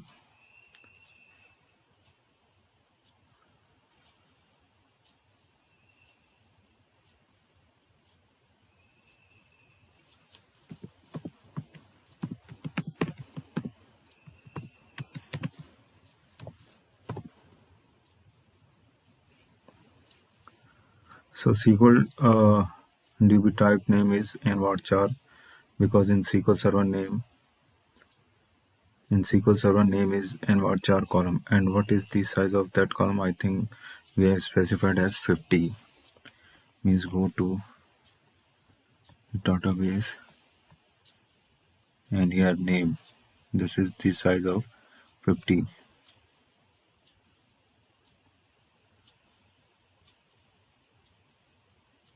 So dot n varchar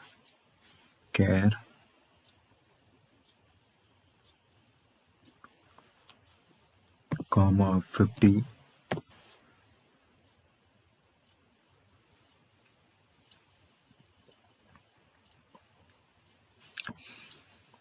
And what is the final parameter source column? Which column contains the update data? Name column. Okay.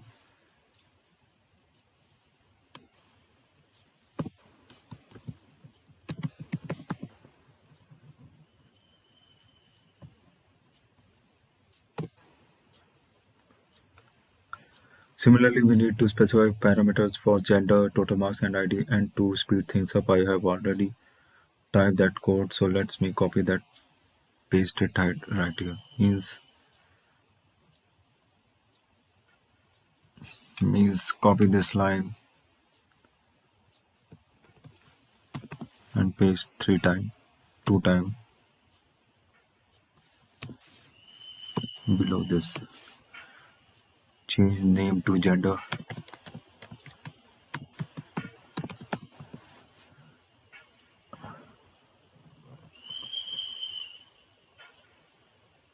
It's going to be 20. Gender is going to be 20. Change the name as gender.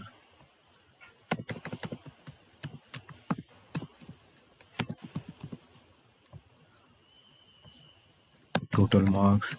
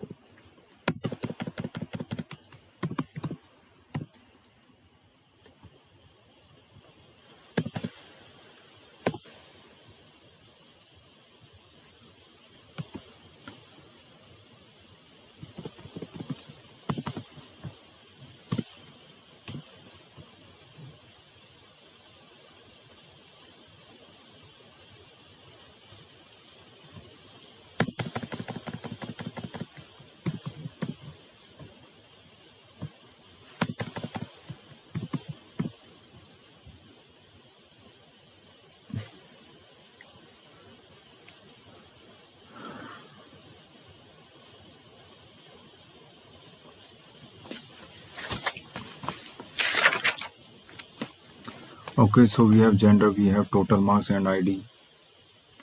Now if we look at the total marks and ID, the type is integer. So for integer is a fixed size.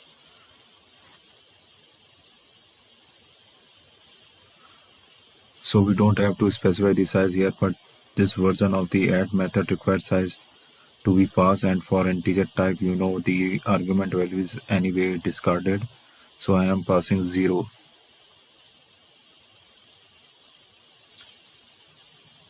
as the size for total mark parameter. Okay, alright, so at this point we have the parameters associated with the update command. What is the next step? We need associate this update command,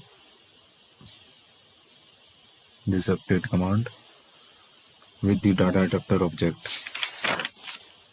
So that we call that da.update. It is going to issue that update command.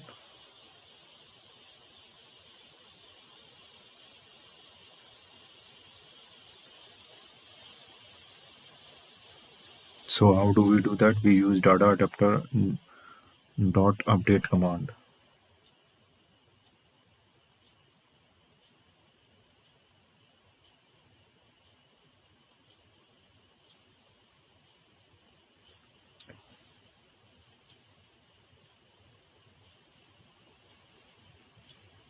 We use DataAdapter dot update command property, and if you notice,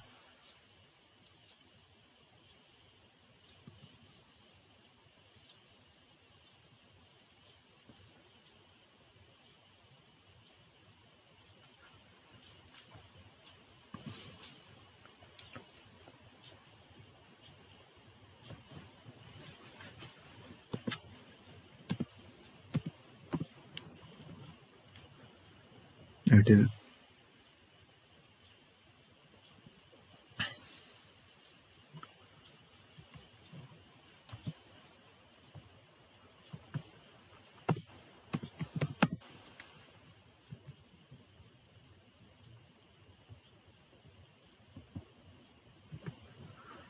and if you notice, it is expecting an object of type SQL command.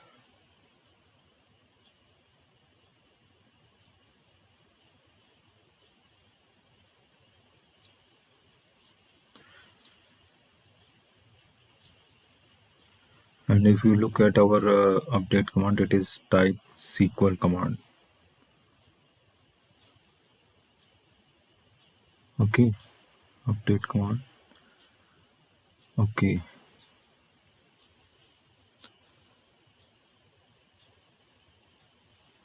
so data adapter da dot update command equals whatever update command object that we have created. All right.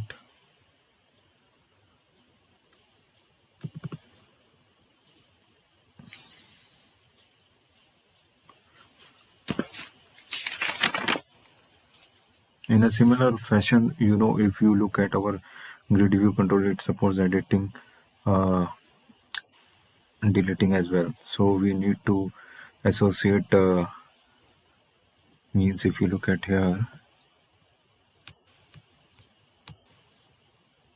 Okay, so we need to associate delete command as well, and let's specify delete command and paste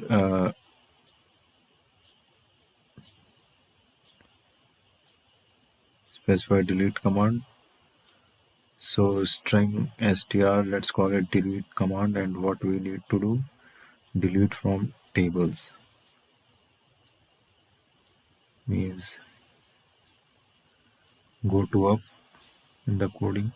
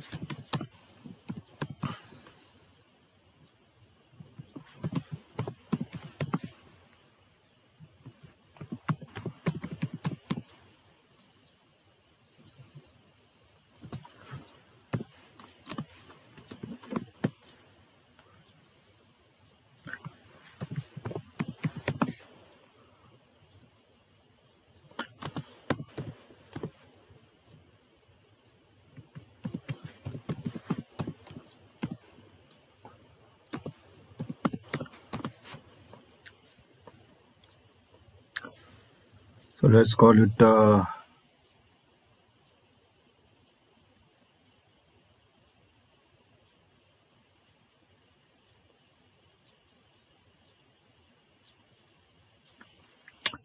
first of all we need to type this coding also.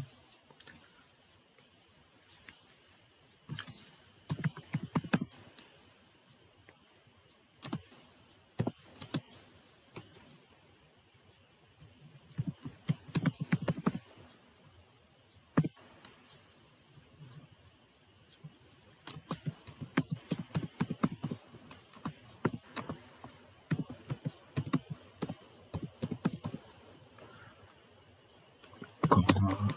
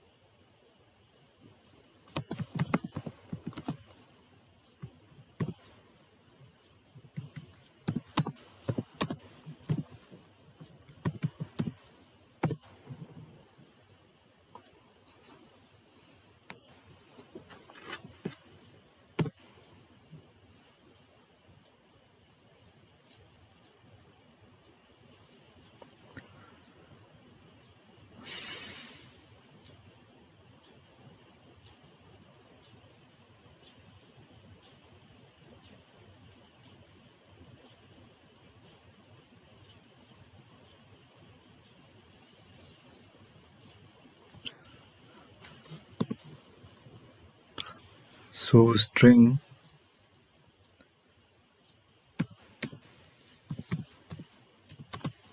str delete,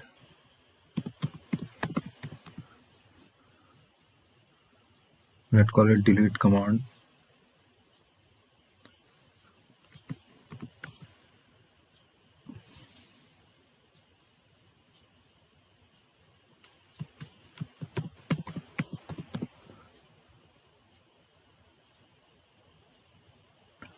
and what we need to do, delete from table student.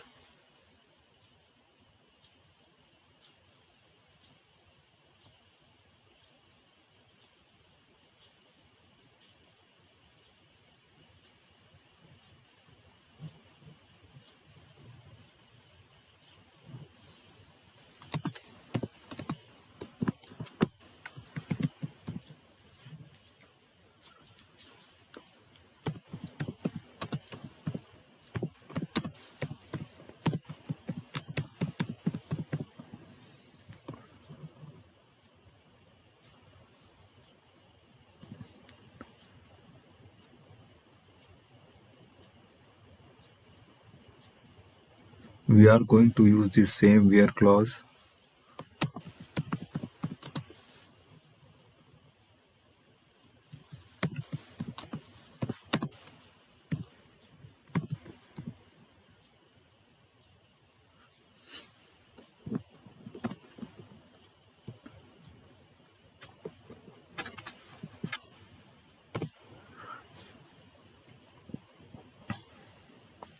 And similarly, we need to create a delete command object. Let's go ahead and do that SQL command. Let's call it delete command.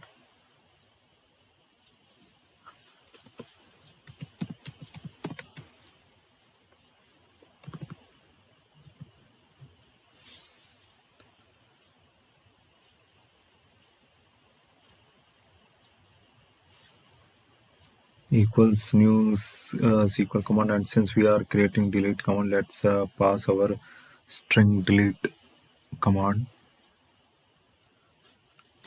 and we are going to make use of the same connection object. And if you look at this delete command,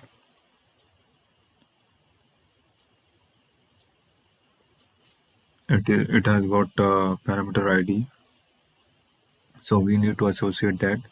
So let's copy this line and let's change the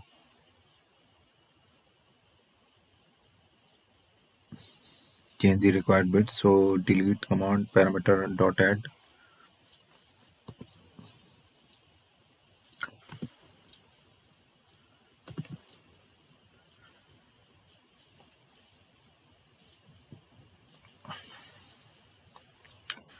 The name of the parameter is id. It is of type integer.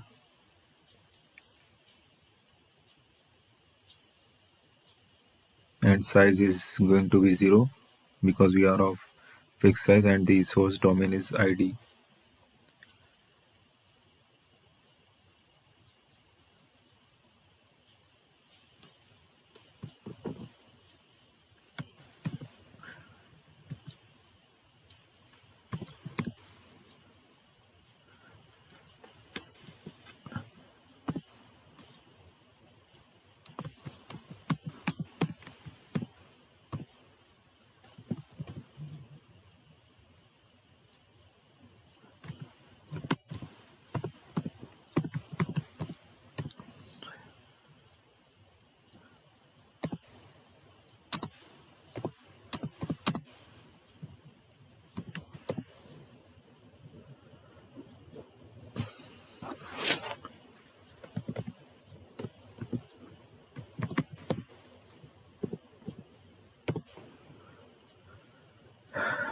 Okay, the final step is to associate this delete command,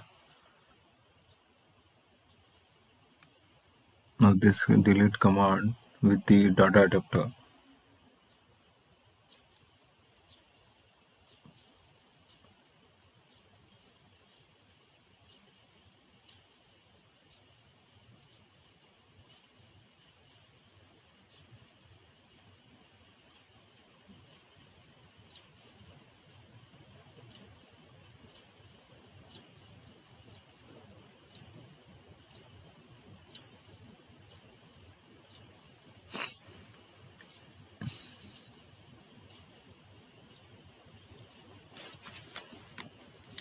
So data adapter dot delete command equals whatever data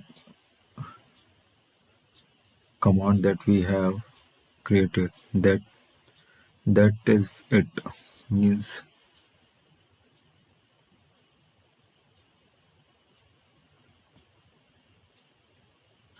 data adapter dot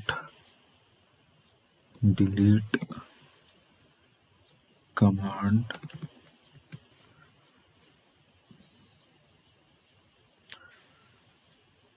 that's it. At this point we should be able to update the underlying database as well. Okay, so get data from database.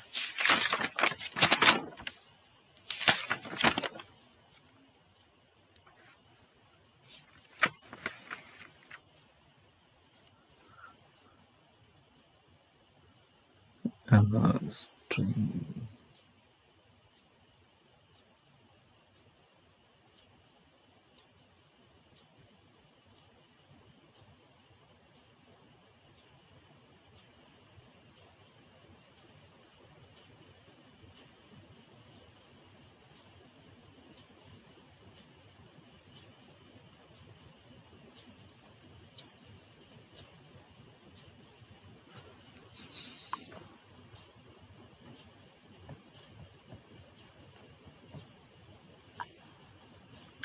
We need to check our coding also.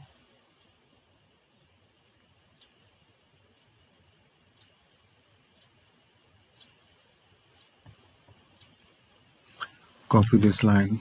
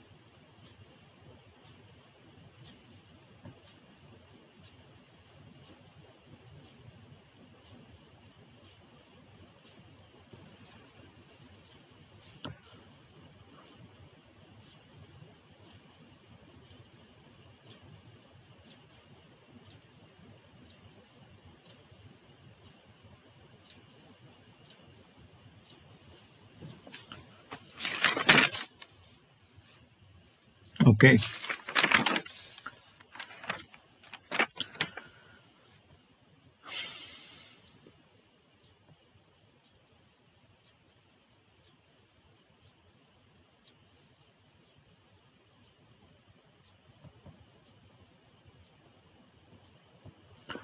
Something is saying to us.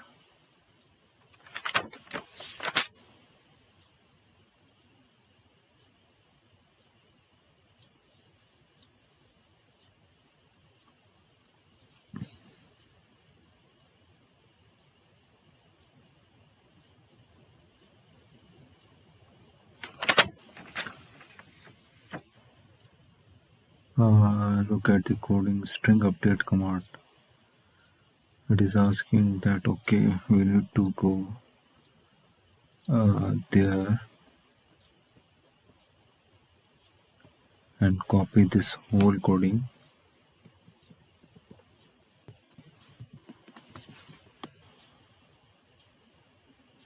and paste it right here.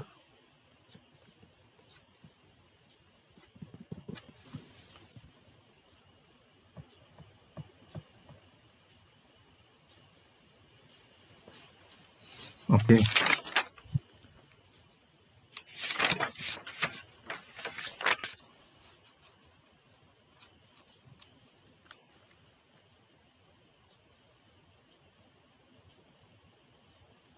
So now run this.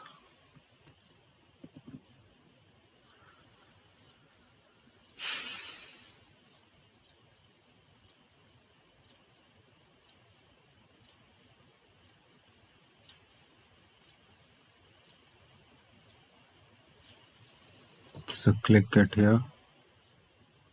So we get data from the database, and I edit the first row.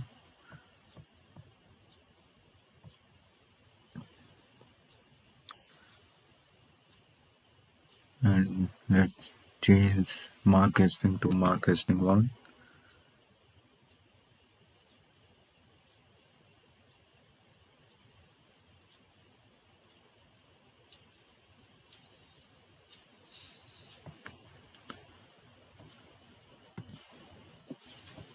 Click update.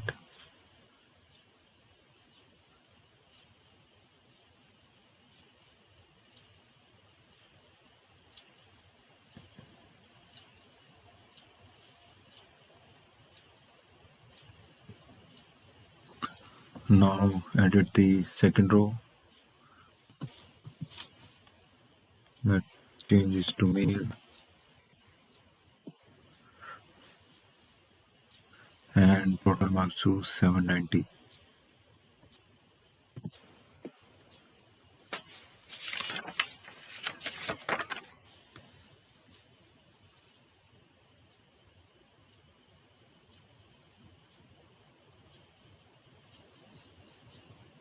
Update.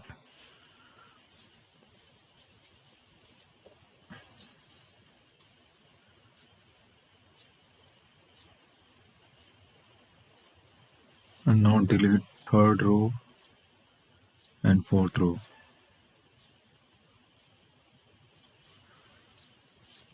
Look at that. We have data from the database.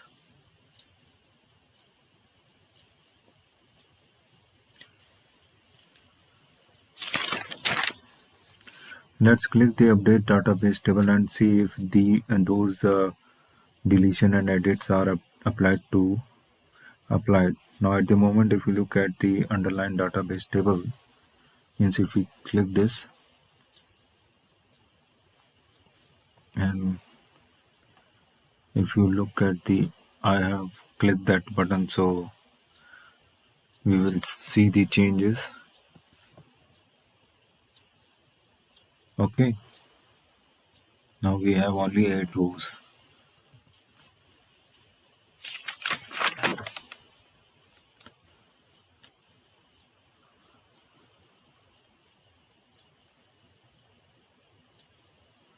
Now and look at that names of these two students, it is updated also, these two students.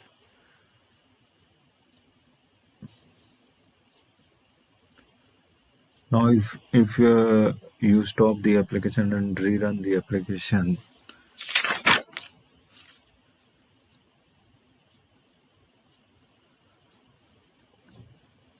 now we are connected to SQL server. Okay, So when I say get data from database, look at that, I get data from data. Now let's actually stop the SQL server.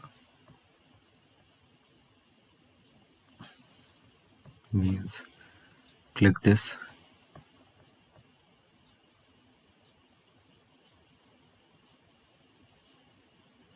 and type in run command. I type service.msc.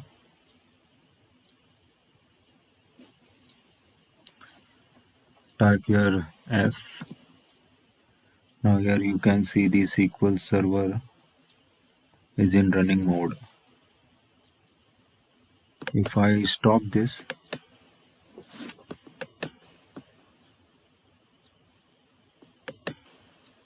let's stop this.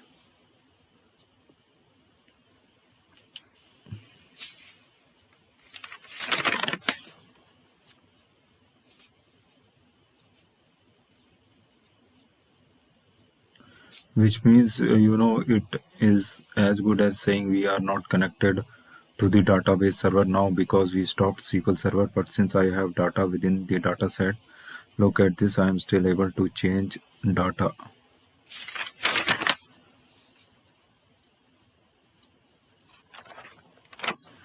Means if you go back to your coding and rerun this,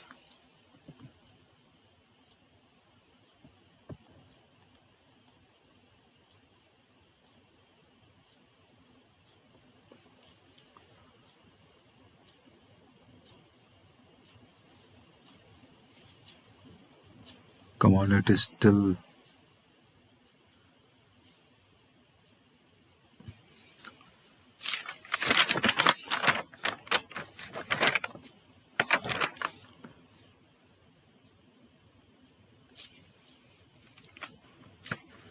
So we have stopped the SQL server, so we get this error.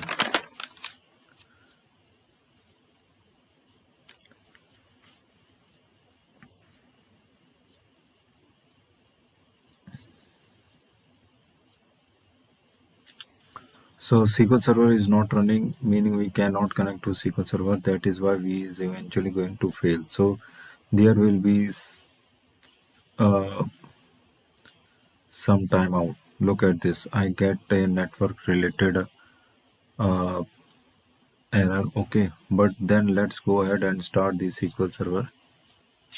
So once the service has started, let's run the application.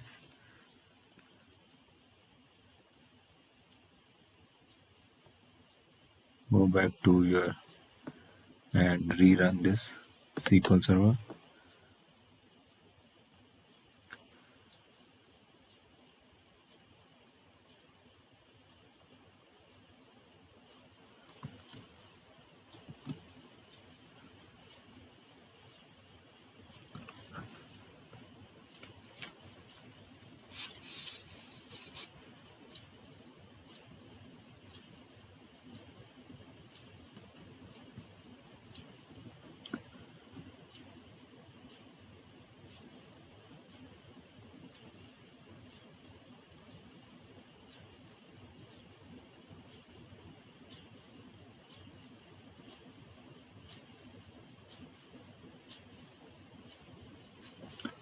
So update and change the name Pam to Pam Nick.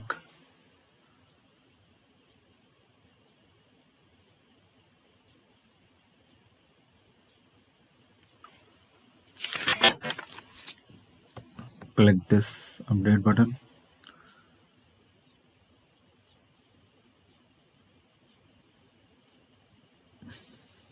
Now when we apply the changes, they will only applied in memory, but once we click the update database table button, that is when the changes will be updated in the underlying database table. Okay, we click it here and go back to your database, underlying database, click. So Pam Nick. Okay,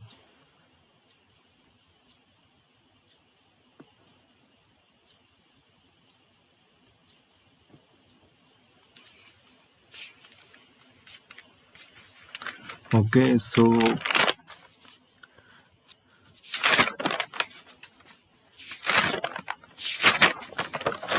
a data set is an in-memory data store that can hold one or more tables.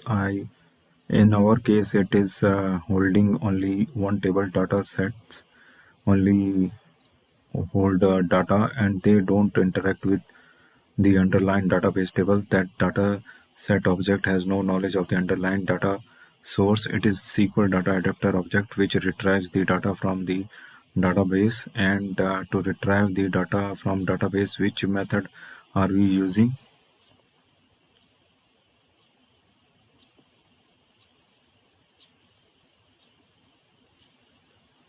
The fill method. So when we invoke the fill method on the data on the SQL data adapter, what is the SQL data adapter going to do? It is going to open the connection to the database, execute the associated select command to retrieve the data and populate the data set with data that is retrieved, and then SQL data adapter is going to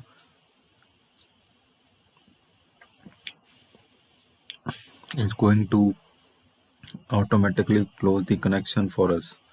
We don't have to open the connection, close the connection explicitly.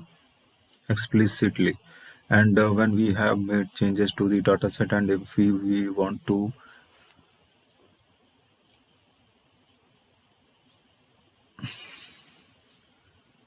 apply those changes back to the database table, again we are going to make use of data adapter.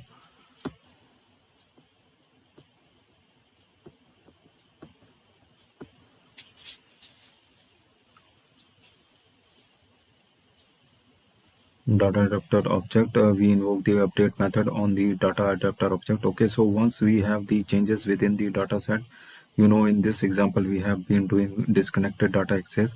So we have the data within the data set where we are able to change data in any way that we want. We can edit it, delete it,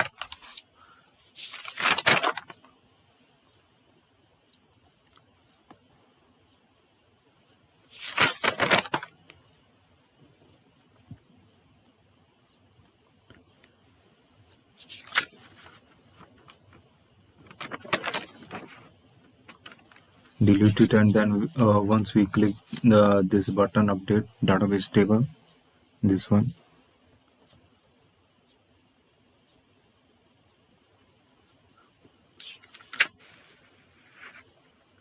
that is when we are invoking update method of the data adapter object, which is going to take the changes of the data set and then apply them to the underlying database table. But then for that update method to work, we need to make sure that the respective transact SQL statement are associated with the data adapter object.